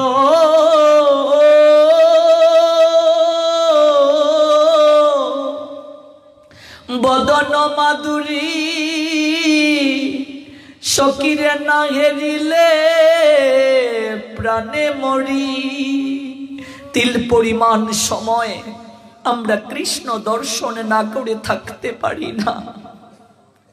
আমাদের হৃদয়ে মাঝে গুমড়ে গুমড়ে কেঁদে উঠে আমরা যেদিকে নিরীক্ষণ করি, আমাদের শ্যামল সুন্দর কৃষ্ণ ব্যতীত আমরা আর কাউকে দেখতে পাই না। হে দেবর্ষি, কি দিয়া বান্ধিল পরানো আমাদের, ভাবিয়া কিছু নাহি পাই। যেদিকে নিরকি শ্যামল সুন্দর মোহন মাধুরী দেখিতে পাই, আমরা শ্যামে ছাড়ায়া কিছু দেখি না। শ্যাম ব্যতীত আমরা আর কিছু দেখি না। দেবর্ষি, আমরা সত্য কিনা জানি না, তবে গোবিন্দ প্রাণনাথ শ্যাম সুন্দর যেহেতু বলেছেন চরণ ধুলি দেওয়ার জন্য, দেবর্ষি আপনি আপনার উত্তরীয়টা পেতে দিন। আমরা আমাদের চরণ ধুলি আমরা প্রাণনাথের জন্য দিতে প্রস্তুত আছি। দেবর্ষি ভাবলেন, ত্রিলোক জগৎ সংসার ঘুরলাম, সবাই ভাবলো গোবিন্দকে যদি চরণ ধুলি দেয়া হয় এই অপরাধের নরকে যাওয়া হবে। আর ওই ব্রজের অশিক্ষিতা পল্লী রমণী ওরা একটু কোনো ভাবলো না তাদের নরক বাসীর কথা। তারা চরণধুলি দিতে প্রস্তুত হয়ে গেল। ব্রজ গোপিকারা বলছেন, দেবর্ষি আমাদের প্রাণনাথের সুখের জন্য আমরা অনন্তকাল নরকে বাস করতে পারি, তাতে আমাদের কোনো বিন্দু মাত্র দুঃখ নেই। এরপরও আমাদের গোবিন্দ যেখানে থাকুক ভালো থাকুক, আমরা আর কিচ্ছুটি চাই না। সমস্ত ব্রজ গোপিকাগণ উত্তরীয়তে চরণধুলি বেঁধে দিলেন। দেবর্ষি নারদের হৃদয়ে এক অন্যরকম ভাবনা জাগলো। ওই ধুলি নিয়ে তিনি যখন বৃন্দাবন ত্যাগ করবেন, তখন বৃন্দাবনের লতা গুল্ম পশু পাখি যারা আছে, গাভীগণ যারা আছে, তাদের দিকে দৃষ্টি বোলালেন। ব্রজবাসীদের গৃহের দিকে দৃষ্টি বোলালেন। ওদের ভালো করে কুটির নেই, অনেকেরই তাল পাতা দিয়ে মুড়ানো। ওরা গরিব, ওরা কাঙ্গাল, কিন্তু ত্রিজগৎ সংসারে ওই ব্রজবাসীদের মতো ধনী আর কেউ নেই বাবা। আমার চৈতন্য মহাপ্রভু বলেছিলেন, এই জগতের বুকে গরিবকে, কাঙ্গালকে, অর্থের অহংকার, ব্যবসার অহংকার, চাকরির অহংকার যারা করে ওরা তো মূর্খ। কারণ শরীরের স্বাস্থ্য বলো, গুণ বলো, রূপ বলো, অর্থ বলো, এগুলো বালির বাদের নিয়ায় আজ আছে, মুহূর্তের মাঝে আর নেই। প্রকৃত ধনীকে আর প্রকৃত কাঙ্গালকে ভগবান মহাপ্রভু জগৎকে জানিয়েছিলেন। জগতে প্রকৃত ধনীকে, জগতে প্রকৃত গরিবকে মহাপ্রভু জগৎ জীবকে জানালেন। এই জগতের বুকে তার মতো কাঙ্গাল, তার মতো গরিব আর কেউ নেই, যে এই মনুষ্য জীবন লাভ করে কৃষ্ণ প্রেম লাভ করতে পারলো না। এই জগতের বুকে তার মতো কাঙ্গাল, তার মতো দুঃখী, তার মতো অভাবী, তার মতো জীবাদম আর কেউ নেই, যে একবার কৃষ্ণ বলে নয়ন জলে ভাসতে পারলো না। এই জগতে তার মতো অভাবী আর কেউ নেই। গৌর সুন্দর জগৎকে জানালেন, হগো কৃষ্ণ দন বিনা ব্যর্থ দরিদ্র জীবন, দাস করি বেতন মুরে দেহ প্রেম ধন। কৃষ্ণ ধন বিনা এই মনুষ্য জীবন ব্যর্থ, নিষ্ফল। এই দেবতাদেরও দুর্লভ জন্ম পেয়ে যে কৃষ্ণ ধন লাভ করতে পারলো না, কৃষ্ণ ভক্তি লাভ করতে পারলো না, তার মতো অভাবী, তার মতো কাঙ্গাল, তার মতো পাষণ্ডী আর কেউ হতে পারে না। কতটা করুণার নিলয় মহাপ্রভু দেখুন। তিনি বলছেন, কারো গৃহে যদি কেউ কাজ করে দিন শেষে সন্ধ্যায় তাকে একটা পারিশ্রমিক দেয়া হয়, একটা বেতন দেয়া হয়।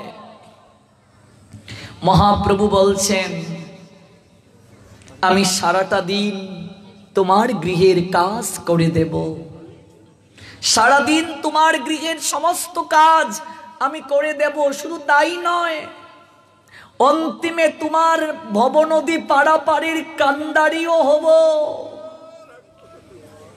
তুমি একবার শুধু বদন ভরে বলো হরিব, শুধু একবার বদন ভরে হরি বল বলো, কৃষ্ণ ভজন করবে বলো, আমি সব দায়িত্ব তোমার নিয়ে নেব। এটাই কলিযুগের মানুষের সবচেয়ে পরম সৌভাগ্য। এই যে 3 যুগে এত আমরা কঠিন কঠিন আরাধনার কথা জানলাম, ওই কলিযুগে এই পরম সৌভাগ্যের কারণে 4 ভাগের মাঝে 3 ভাগ অধর্ম দোষ থাকার কারণেও, চৈতন্য মহাপ্রভু জগতে আসার কারণে বাকি 3 ভাগ অধর্ম পিছনে গিয়ে মহাপ্রভুর কারণে আমরা কলিহত জীব সৌভাগ্যবান হয়ে গেলাম। দেবর্ষি নারদ এই উজ্জ্বল রস, প্রেমময় রস দর্শন করে আজকে দেবর্ষি নারদ অবাক হলেন। তিনি যাওয়ার সময় মনে মনে প্রণাম দিলেন ব্রজগোপীদের, ধন্য তোমরা, ধন্য, সত্যি তোমাদের প্রেমের তুলনা হয় না, জগতে এই প্রেম বিরল। গোবিন্দের কাছে গিয়ে দেবর্ষি নারদ অপরাধীর নিয়ে দাঁড়ালেন, প্রভু আমি চরণ ধুলি নিয়ে এসেছি, ভক্তের চরণ ধুলি নিয়ে এসেছি আমি। দেখো ভগবান কতটা করুণা নিলয়ে ভক্তকে কতটা ঊর্ধ্বে ঠাঁই দিয়েছেন ভগবান। ভক্তের চরণদুলি যখন আনলেন দেবর্ষি, সেই চরণদুলি তিনি তার মস্তকে ললাটে লেপন করলেন ভগবান। ভাগবতে একটা শ্লোক আছে, প্রিয়ানাম হি সতামহম। ভগবান বলছেন, আমি সর্বদা ভক্তের পিছনে পিছনে গমন করি। পিছনে কেন যাও গোবিন্দ? তুমি কি ভক্তকে রক্ষা করার জন্য পিছনে যাও? বলছেন না, ভক্তকে রক্ষা করার জন্য পিছনে যাই না। তাহলে কেন তুমি পিছনে যাও? আমার সুদর্শন চক্রই সর্বদা ভক্তকে রক্ষা করে। তাহলে তুমি কেন পিছনে যাও? আমার এই অনন্ত কোটি বিশ্ব ব্রহ্মাণ্ডে অনন্ত কোটি জীব বাস করে, তারা সবাই পরাঙ্ক মুখ, তারা আমাকে ভালোবাসে না, আমাকে তারা ভালোবাসে না সবাই। তাই আমি সর্বদা ভক্তের পিছনে পিছনে গমন করি। আমার এই অনন্ত কোটি বিশ্ব ব্রহ্মাণ্ডে অনন্ত কোটি জীব বাস করে, তারা পরাঙ্ক মুখ, আমি ভক্তের পিছনে পিছনে যাই। ভক্ত যখন হেঁটে যায় তখন যেন ভক্তের চরণ ধুলি আমার অঙ্গে পতিত হয়। আমি ভক্তের পিছনে যাই যেন ভক্তের চরণ ধুলি আমার অঙ্গে পতিত হয়। আমার অঙ্গে যে অনন্ত কোটি বিশ্ব ব্রহ্মাণ্ডে অনন্ত কোটি জীব বাস করে, ওরা সবাই ভক্তের চরণধুলি পেয়ে ওরাও সবাই ভক্তে পরিণত হয়ে যাবে। প্রিয় নাম হি সতামহম। দেবর্ষি নারদ গোবিন্দের ললাটে সেই ধুলি লেপন করে দিলেন। এবার ভগবান নারদকে বললেন, নারদ কিছু বুঝলে? আচ্ছা নারদ, তুমি দিবানিশি আমার গুণকীর্তন করো, তোমার মতো শুদ্ধ ভক্ত জগৎ সংসারে বিরল, তুমি তো ইচ্ছে করলে এই ধুলি দিতে পারতে, তাহলে তুমি ত্রিজগৎ সংসারে কেন ছুটলে? নারদ উপলব্ধি করলেন, নারদের হৃদয়ে উপলব্ধি আসলো, বৃন্দাবনের ভক্তদের তুলনা এই অনন্ত কোটি বিশ্ব ব্রহ্মাণ্ডে চলে না। এই বৃন্দাবনের ভক্ত যারা, তারা নিষ্কাম ভক্ত, তাদের মাঝে উজ্জ্বল রসময়ী প্রেম ভাব রয়েছে। ওই প্রেম এমন মূল্যবান একটা বস্তু, ওই প্রেমের কিঞ্চিত আভাস যদি কেউ পায় তাহলে অসুর প্রবৃত্তি সম্পন্ন পাষাণ হৃদয়কে পর্যন্ত গলিয়ে দিতে পারে। এবার ভগবান ভাবলেন, আগত কলি জীবের মানুষের যে আচার হবে, মন হবে, মানসিকতা হবে, ওদেরকে তো এইভাবে উদ্ধার করা যাবে না কঠিন ভজন দ্বারা। তাই এই কলিহত জীবের জন্য এক কৌশল অবলম্বন করতে হবে। তাই ভগবান কোনো কালে যাহা দান করেন নাই, সেই মূল্যবান প্রেম সম্পত্তি দান করার জন্য আমার ভগবান কৃষ্ণ রাধার প্রেমের ভাণ্ড থেকে প্রেম ধন চুরি করলেন। কারণ এই প্রেম আছে শ্রীমতী রাধা রানীর কাছে, রাধা রানীর কাছে এই প্রেম আছে, এই প্রেম রাধা রানীর নিকটে আছে। ওই প্রেমের ভাণ্ড থেকে প্রেম সিঞ্চন করলেন আমার গোবিন্দ। ভগবান এই প্রেমের ভাণ্ড থেকে প্রেম নিয়ে আসলেন, রাধা রানীর প্রেমের ভাণ্ড থেকে। এই জন্য ভগবান এই কলিযুগে যখন আসলেন, তিনটা বাঞ্ছাকে হৃদয়ে লালন করলেন। তিন বাঞ্ছা হৃদয়ে লালন করলেন ভগবান। তিন বাঞ্ছা হৃদয়ে লালন। শ্রী রাধয়া প্রণয় মহিমা কীদৃশ বানইবা। শ্রী রাধয়া প্রণয় মহিমা। আমার ভগবান কৃষ্ণ যে গৌর সুন্দর হয়ে আসলেন, তার আসার পিছনে প্রধান তিনটি কারণ, তিনটা প্রধান কারণ। অনেক চমৎকার এগুলো আলোচনা। প্রথম কারণ ভালো করে বুঝো, শ্রী রাধয়া প্রণয় মহিমা। রাধা রানীর প্রেমের মাহাত্ম্য কেমন, রাধারানীর প্রেমের মহিমাটা কেমন, এটা হচ্ছে প্রথম কারণ। তাহলে গোবিন্দের হঠাৎ হৃদয়ে মাঝে এই ভাবনা কেন জাগলো তিনি রাধারানীর প্রেমের মহিমা জানবেন? তার কারণ হচ্ছে এই শ্রীমতী রাধারানী গোবিন্দের সঙ্গে লীলা করলেন বৃন্দাবনে 9 বছর 7 মাসের চেয়ে কিছু বেশি।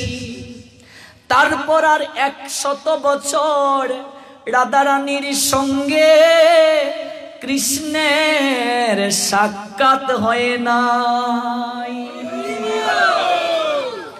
100 বছর।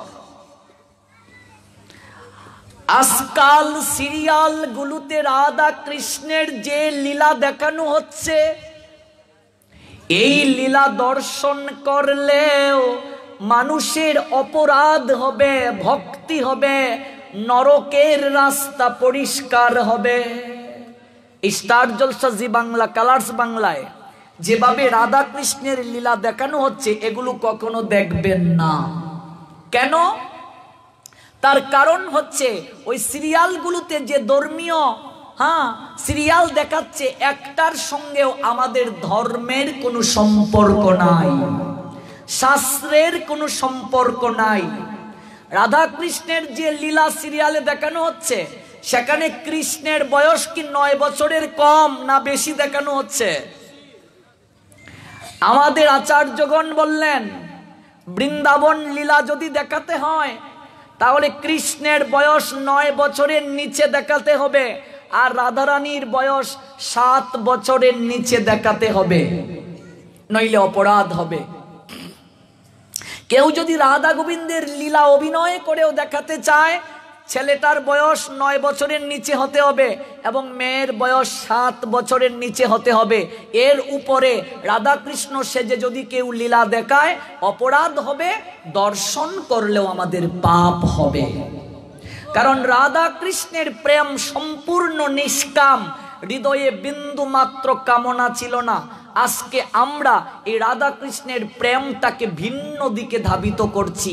আধুনিক সমাজ, আধুনিক ছেলেমেয়েরা রাধা কৃষ্ণের প্রেম নিয়ে নানান গান ওরা গায়, অনেক গীতিকার আছে নানান গান ওরা গেয়ে থাকে, অনেক রচয়িতা নানান গান তারা রচনা করে, যার সঙ্গে রাধা কৃষ্ণের লীলার কোনো সম্পর্ক নেই, রাধা কৃষ্ণের প্রেমের কোনো সম্পর্ক নেই, সম্পর্ক নেই। 9 বছরের পর তো বৃন্দাবন থেকে চলেই আসলেন গোবিন্দ। রাধারানী 100 বছর কৃষ্ণ বিরহে কাঁদলেন একটা অভিশাপের কারণে। কাজে রাধা গোবিন্দের তো লীলা এরপর আর প্রশ্নই উঠে না। এই যে যৌবন বয়সটাকে দেখিয়ে বিভিন্ন ইন্দ্রিয় তর্পণের সুরসুরি দিচ্ছে সিরিয়ালগুলো, সত্যি সেটা দুঃখজনক। আমরা ধর্ম সম্পর্কে কিছুই জানি না, সিরিয়াল দেখে দেখে অনেকেই নানান প্রশ্ন করি।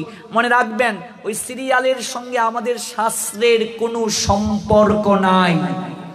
আবারও বলছি, এই সিরিয়ালের সঙ্গে আমাদের ধর্মীয় শাস্ত্রের কোনো সম্পর্ক নাই। রাধাকে কৃষ্ণের মামি বলে অনেকেই, এটা সম্পূর্ণ ভুল। রাধা কখনো কৃষ্ণের মামি নয়, মামি নয়, মামি নয়, এটা সম্পূর্ণ ভুল অশাস্ত্রীয় তত্ত্ব। মধ্যযুগে কিছু কবি, মধ্যযুগের কিছু কবি সাহিত্যিকরা, যেহেতু আমি বাংলা সাহিত্যে গ্রাজুয়েশন মাস্টার্স করেছি, মধ্যযুগের কিছু কবি সাহিত্যিকেরা রাধা কৃষ্ণের বিভিন্ন লীলাকে বিভিন্ন কাব্যে সাহিত্যে রূপান্তরিত করেছেন। আর আমাদের হিন্দুরা সহনশীল, ধর্মকে নিয়ে বিকৃত করলেও আমাদের হিন্দুদের ঘুম ভাঙ্গে না, ওরা প্রতিবাদ করে না। ধর্মকে নিয়ে যে যেভাবে বিকৃত করছে, বিভিন্ন ধরনের সমালোচনা করছে, কটূক্তি করছে, আমরা তার প্রতিবাদ করি না। যে যেভাবে করছে করুক, চলছে চলুক। যার কারণে ওই সাহিত্যকে আমরা কখনো ধর্মীয় গ্রন্থ ভাবতে পারি না।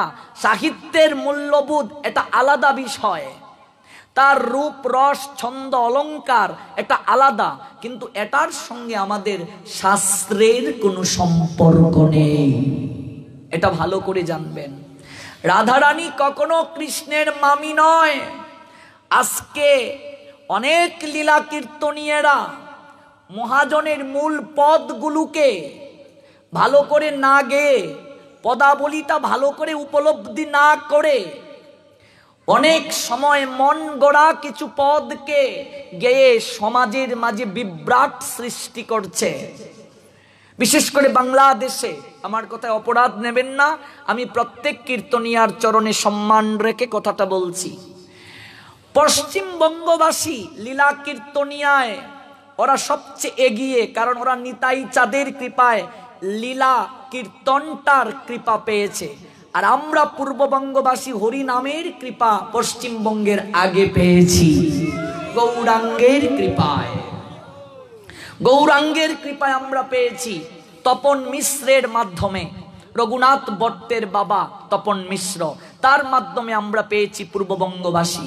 এই জন্য রাধা কৃষ্ণের প্রেম এটা খাঁটি সোনা, ইমিটেশন নয়।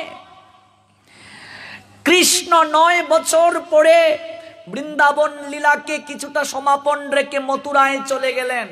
আমরা একটু আগে জানলাম বৃন্দাবনের ভক্তদের মতো এত প্রিয় জগতের বুকে ভগবানের আর কেউ নাই, এত মনমনা ভক্ত আর কেউ নাই।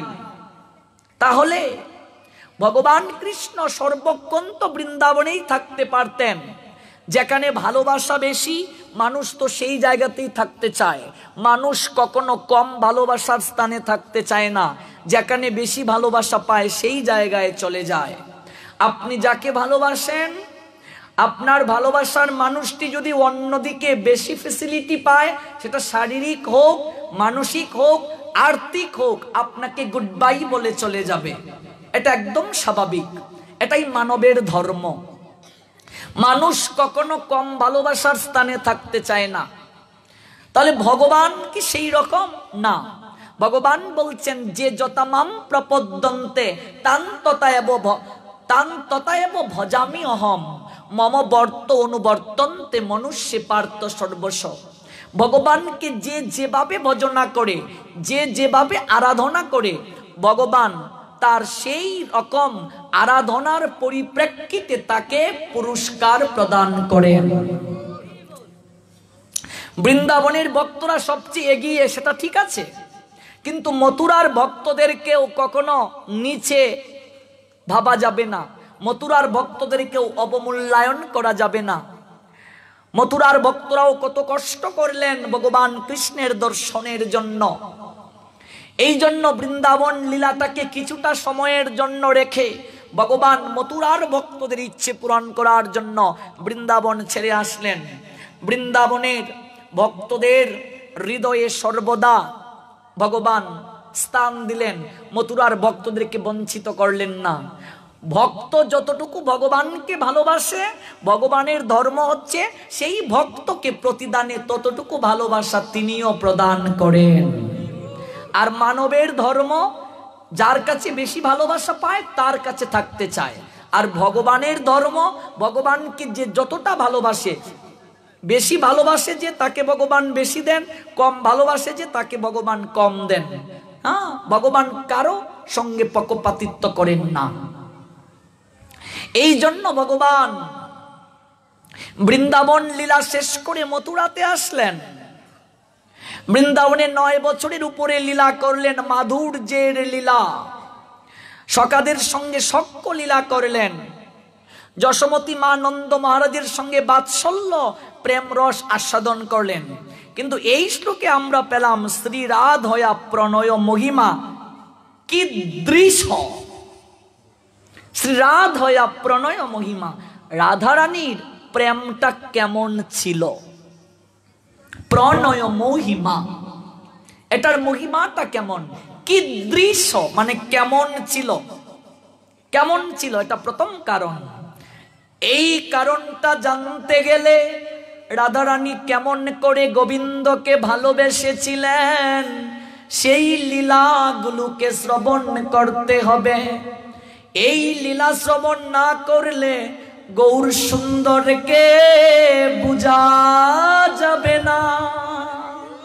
গৌর সুন্দরকে বুঝতে পারবো না, মহাপ্রভুকে বুঝতে পারবো না যদি রাধারানীর প্রেমের মহিমা না বুঝো। রাধারানীর প্রেমের মহিমা না বুঝলে গৌর সুন্দরকে বোঝা যাবে না। এবার চলুন, রাস শব্দটি উচ্চারণ করার সঙ্গে সঙ্গে ভগবান বলছেন, যে ব্যক্তিটি কেবল রাস শব্দটা উচ্চারণ করে, ভগবান বলছেন আমি সেই ব্যক্তির নৈকট্যে আত্মসমর্পণ করি। রাস শব্দটি উচ্চারণ করার সঙ্গে সঙ্গে ভগবান সেই ব্যক্তির প্রতি আনুগত্যশীলতা স্বীকার করেন। আর ধা শব্দটি উচ্চারণ করার সঙ্গে সঙ্গে ভগবান শ্রী গোবিন্দ রাধা নামের মহিমা শোনার জন্য সেই ব্যক্তির পিছনে পিছনে দৌড়াতে থাকে। এটা আছে ব্রহ্ম বৈবর্ত পুরাণের কৃষ্ণ জন্মকাণ্ডে এই শ্লোকটা আছে। ধা শব্দটি উচ্চারণ করার সঙ্গে সঙ্গে ভগবান গোবিন্দ সেই ব্যক্তির শ্রীমুখ থেকে রাধা নামের মহিমা শোনার জন্য দৌড়াতে থাকেন। কেউ যদি যাবত জীবন ষোড়শ উপাচারে ভগবান শ্রী গোবিন্দকে আরাধনাও করেন, ষোড়শ উপাচারে যদি আরাধনা করেন যাবত জীবন, ভগবান বলছেন কেউ যদি ষোড়শ উপাচারে যাবত জীবন আরাধনা করে, আমি যতটা না সন্তুষ্ট হই তার চেয়ে অধিক সন্তুষ্ট হই প্রাণ ভরে কেউ যদি রাধা নামের গুণ কীর্তন করে।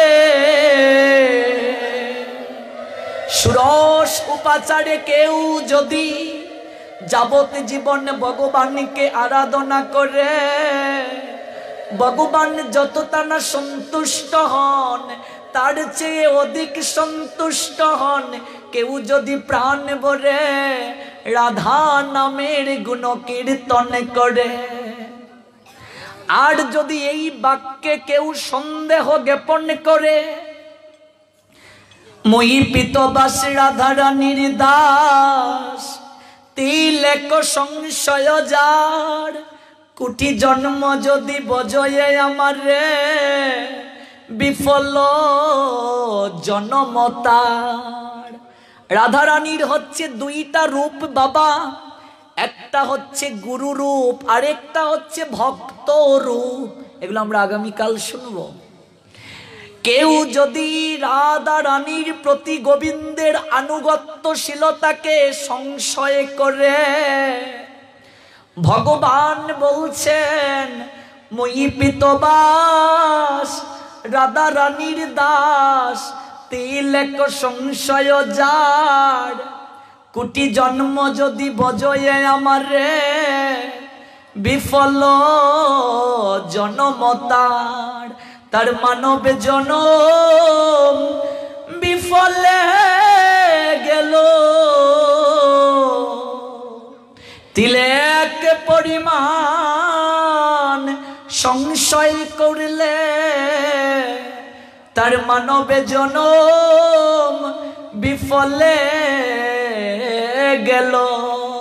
মুই পিতবাস রাধা রানীর দাস, তিলেক সংশয় যার, কোটি জন্ম যদি বজয়ে আমার রে, বিফল জনমতার।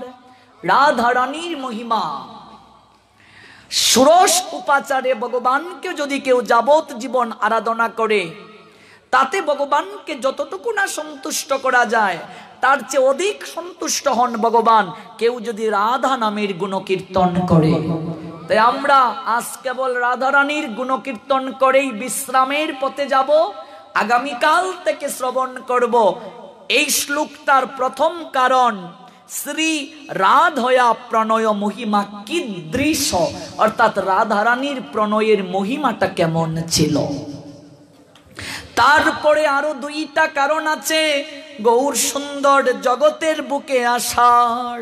আজ চলুন আমরা রাধারানীর গুণ কীর্তনের মাধ্যমে আলোচনা বিশ্রামের পথে যাই। রাধারানীর গুণ কীর্তনের মাধ্যমে আমরা আলোচনাটা বিশ্রামের পথে যাব। সবাই প্রাণ ভরে গাইবেন। আর আগামীকাল শুনবো শ্রী রাধয়া প্রণয় মহিমা কিদৃশ হবা। ঠিক রাত 8 ঘটিকায় কিন্তু শুরু হবে, কারণ আমাদেরকে 3টার সময় উঠতে হয়, বিশ্রামেরও কিছুটা আবশ্যকতা আছে। এই জন্য আমরা 11টার ভিতরে সমস্ত প্রোগ্রাম প্রসাদ বিতরণ সহ আমরা শেষ করার চেষ্টা করব প্রত্যেক দিন। সবাই প্রাণ খুলে কীর্তন করবেন।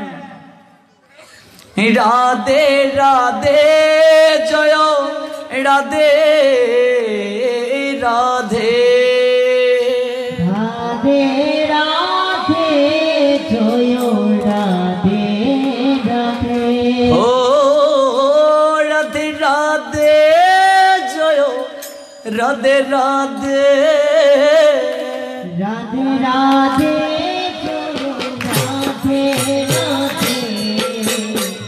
রাধে রাধে জয় রাধে রাধে রাধে রাধে রাধে রাধে রাধে রাধে জয় রাধে রাধে রাধে রাধে জয় রাধে রাধে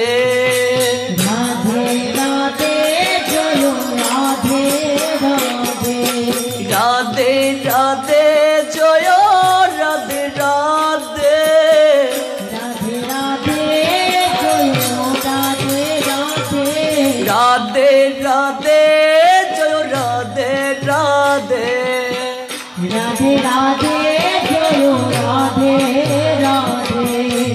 রাধে রাধে জয় রাধে রাধে রাধে রাধে জয় রাধে রাধে শ্যাম সুহাগে সুহাগিনী রাধে রাধে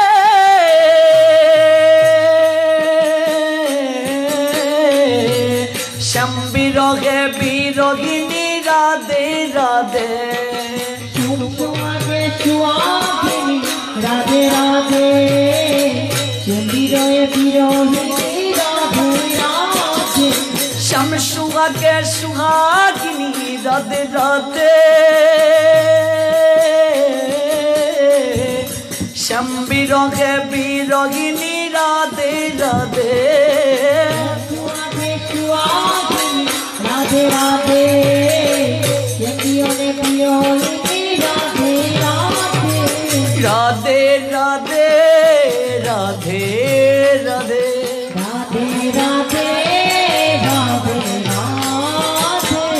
ও রাধে রাধে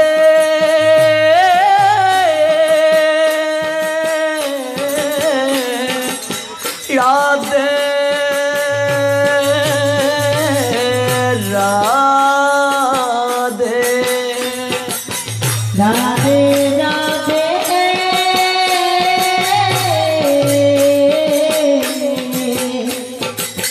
রাধে রাধে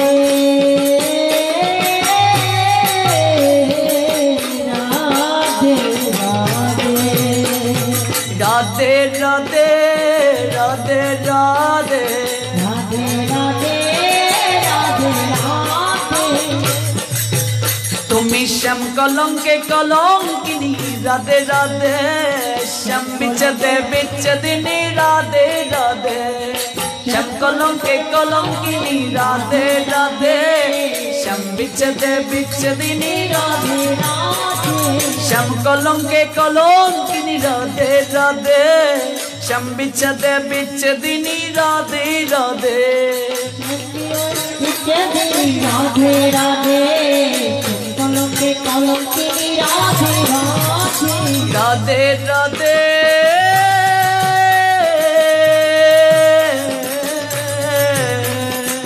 রাধে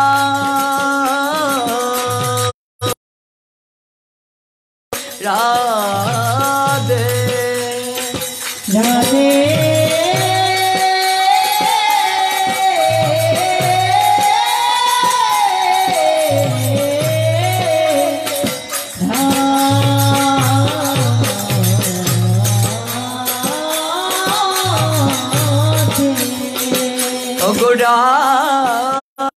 রাধে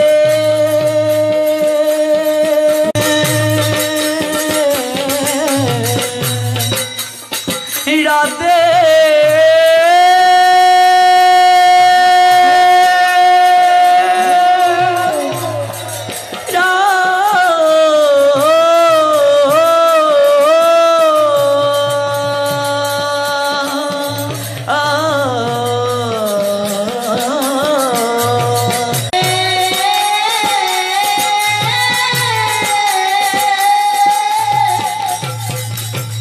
জয় রাধে জয় ও তুমি শ্যাম গরবে গরবিনী রাধে রাধে শ্যামা আল্লাদে আল্লাদিনী রাধে রাধে গৌরবে গৌরবিনী রাধে রাধে রাধে রাধে শ্যাম গরবে গরবিনী রাধে রাধে শ্যামা আল্লাদে আল্লাদিনী রাধে রাধে গৌরবে গৌরবিনী রাধে রাধে আল্লাহে আল্লাহে রাধে রাধে রাধে রাধে রাধে রাধে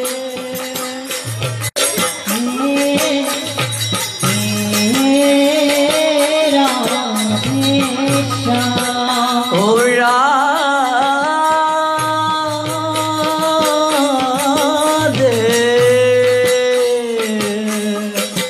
রাধে রাধে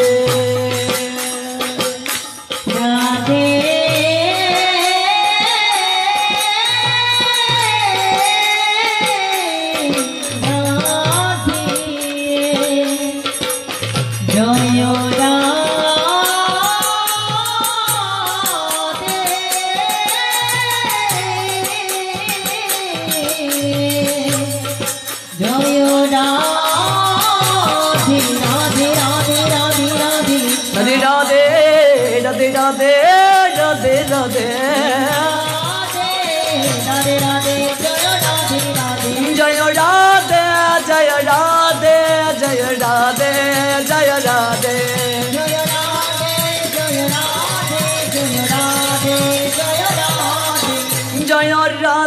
রাধে জয় রাধে রাধে রাধে রাধে জয় রাধে রাধে রাধে রাধে জয় রাধে রাধে রাধে রাধে জয় রাধে রাধে রাধে রাধে জয় রাধে রাধে রাধে রাধে জয় রাধে রাধে রাধে রাধে জয় রাধে রাধে রাধে রাধে জয় রাধে রাধে তুমি অষ্ট সখীর শিরোমণি রাধে রাধে কুঞ্জে কুঞ্জে বিলাসিনী রাধে রাধে অষ্ট চোখের শিরোমণি রাধে রাধে কুঞ্জে কুঞ্জে বিলাসিনী রাধে রাধে তুমি অষ্ট সখীর শিরোমণি রাধে রাধে কুঞ্জে কুঞ্জে বিলাসিনী রাধে রাধে তুমি অষ্ট চোখের শিরোমণি রাধে রাধে কুঞ্জে কুঞ্জে বিলাসিনী রাধে রাধে ললিতারো ললিত তনু রাধে রাধে বিশাখারো প্রাণের সখী রাধে রাধে তুমি ললিতারো ললিত তনু রাধে রাধে বিশাখারো প্রাণের সখী রাধে রাধে তুমি ললিতারো ললিত তনু রাধে রাধে বিশাখারো প্রাণের সখী রাধে রাধে তুমি ললিতারে ললিত রাধে রাধে বিশ্বকর সকলি রাধে রাধে রাধে রাধে রাধে রাধে রাধে রাধে রাধে রাধে রাধে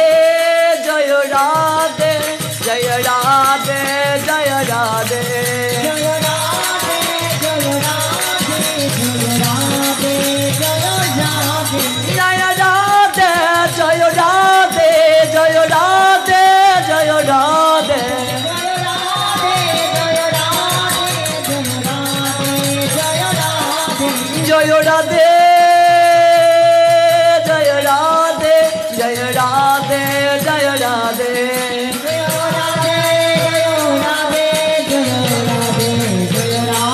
তুমি বৃষবানু রাজনন্দিনী রাধে রাধে কীর্তিদার নয়ন মণি রাধে রাধে তুমি বিশ্ববানু রাজনন্দিনী রাধে রাধে কীর্তিদার নয়ন মণি রাধে রাধে ও তুমি বৃষবানু রাজনন্দিনী রাধে রাধে কীর্তিদার নয়ন মণি রাধে রাধে বিশ্ববানু রাজনন্দিনী রাধে রাধে কীর্তিদার নয়ন মণি রাধে রাধে ও তুমি কোথায় আছো প্রেমময়ী রাধে রাধে দেখা দিয়ে প্রাণটি রাখো রাধে রাধে কোথায় আছো প্রেমময়ী রাধে রাধে দেখা দিয়ে প্রাণটি রাখো রাধে রাধে ও তুমি কোথায় আছো প্রেমময়ী রাধে রাধে দেখা দিয়ে প্রাণটি রাখো রাধে রাধে রাধে রাধে রাধে রাধে তুমি কোথায় আছো প্রেমময়ী রাধে রাধে দেখা দিয়ে প্রাণটি রাখো রাধে রাধে তুমি কোথায় আছো প্রেমময়ী রাধে রাধে দেখা দিয়ে প্রাণটি রাখো রাধে রাধে তোমার চরণে শরণ নিলাম রাধে রাধে চরণ ছাড়া কইর না গো রাধে রাধে রাধে রাধে চরণ তারা কইর না গো রাধে রাধে ও তোমার চরণে শরণ নিলাম রাধে রাধে চরণ ছাড়া কইর না গো রাধে রাধে চরণে শরণ নিলাম রাধে রাধে চরণ তারা কইর না গো রাধে রাধে চরণে শরণ নিলাম রাধে রাধে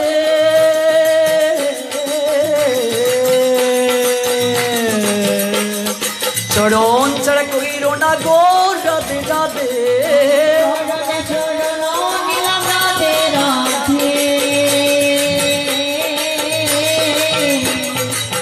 চরণ তারা কইর না গো রাধে রাধে জয় জয় রাধে জিগো জয় রাধে শ্যাম জয় রাধে জিগো জয় রাধে শ্যাম জয় জয় জয় রাধে জিগো জয় রাধে শ্যাম জয় রাধে শ্রী রাধে বৃন্দাবন ধাম এ বৃন্দাবন ধাম জয় জয় জয় জয় রাধা রানী কি জয় জয় জয় জয় জয় রাধা জয় জয় জয় জয় মহারানী কি জয় জয় জয় জয় জয় রাধা রানী কি জয় জয় জয় জয় জয় রাধা জয় জয় জয় জয় মহারানী কি জয় রাধে জয় রাধে জয় রাধে জয় রাধে জয় রাধে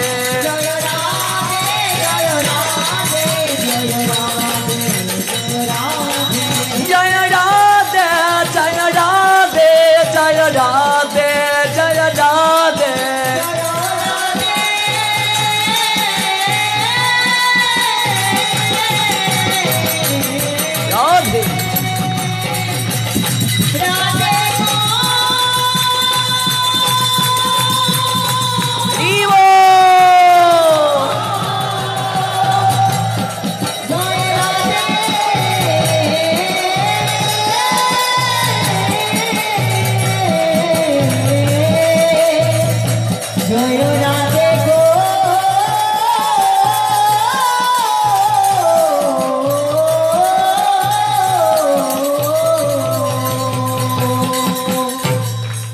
রাধা নামের যে মহিমা মদন মোহন জানে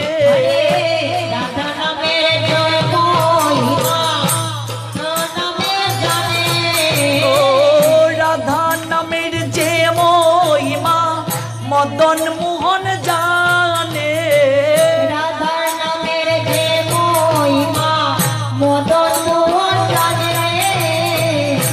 রাধা নামের ঢেউইটাছে যমুনা পুলিনে, যমুনা পুলিনে। জয় রাধে শ্রী রাধে প্রেম তরঙ্গিনী, জয় রাধে শ্রী রাধে প্রেম তরঙ্গিনী, জয় রাধে শ্রী রাধে প্রেম তরঙ্গিনী, জয় রাধে শ্রী রাধে প্রেম তরঙ্গিনী। জপিতে জপিতে উঠে অমৃতের খনি, জপিতে জপিতে জপিতে জপিতে উঠে অমৃতের খনি, জপিতে জপিতে অমৃতের খনি। রাধে জয় রাধে জয় রাধে জয় রাধে, জয় রাধে জয় রাধে জয় রাধে জয় রাধে জয় রাধে শ্যাম রাধে,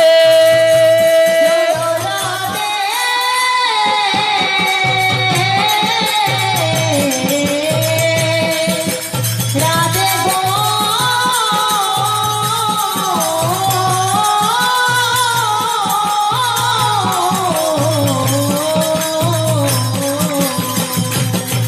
জয় রাধে রাধে জয় রাধে রাধে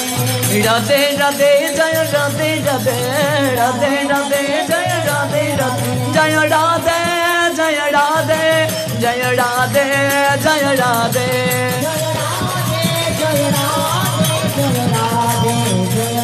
নিতাই গৌর হরি বল হরি বল হরি বল হরি বল,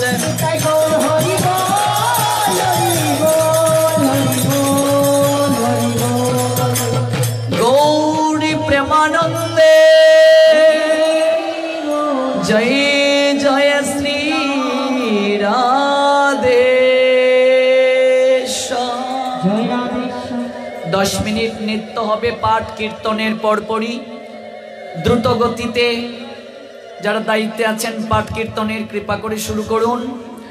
আপনারা অনুগ্রহ করে উঠবেন না, অনেকটা সময় বসেছেন, এটাই নিয়ম। পাঠ কীর্তনটা শেষ হোক, পরের কীর্তন যে জায়গায় আছেন সেই জায়গা থেকে দক্ষিণা দিতে পারেন।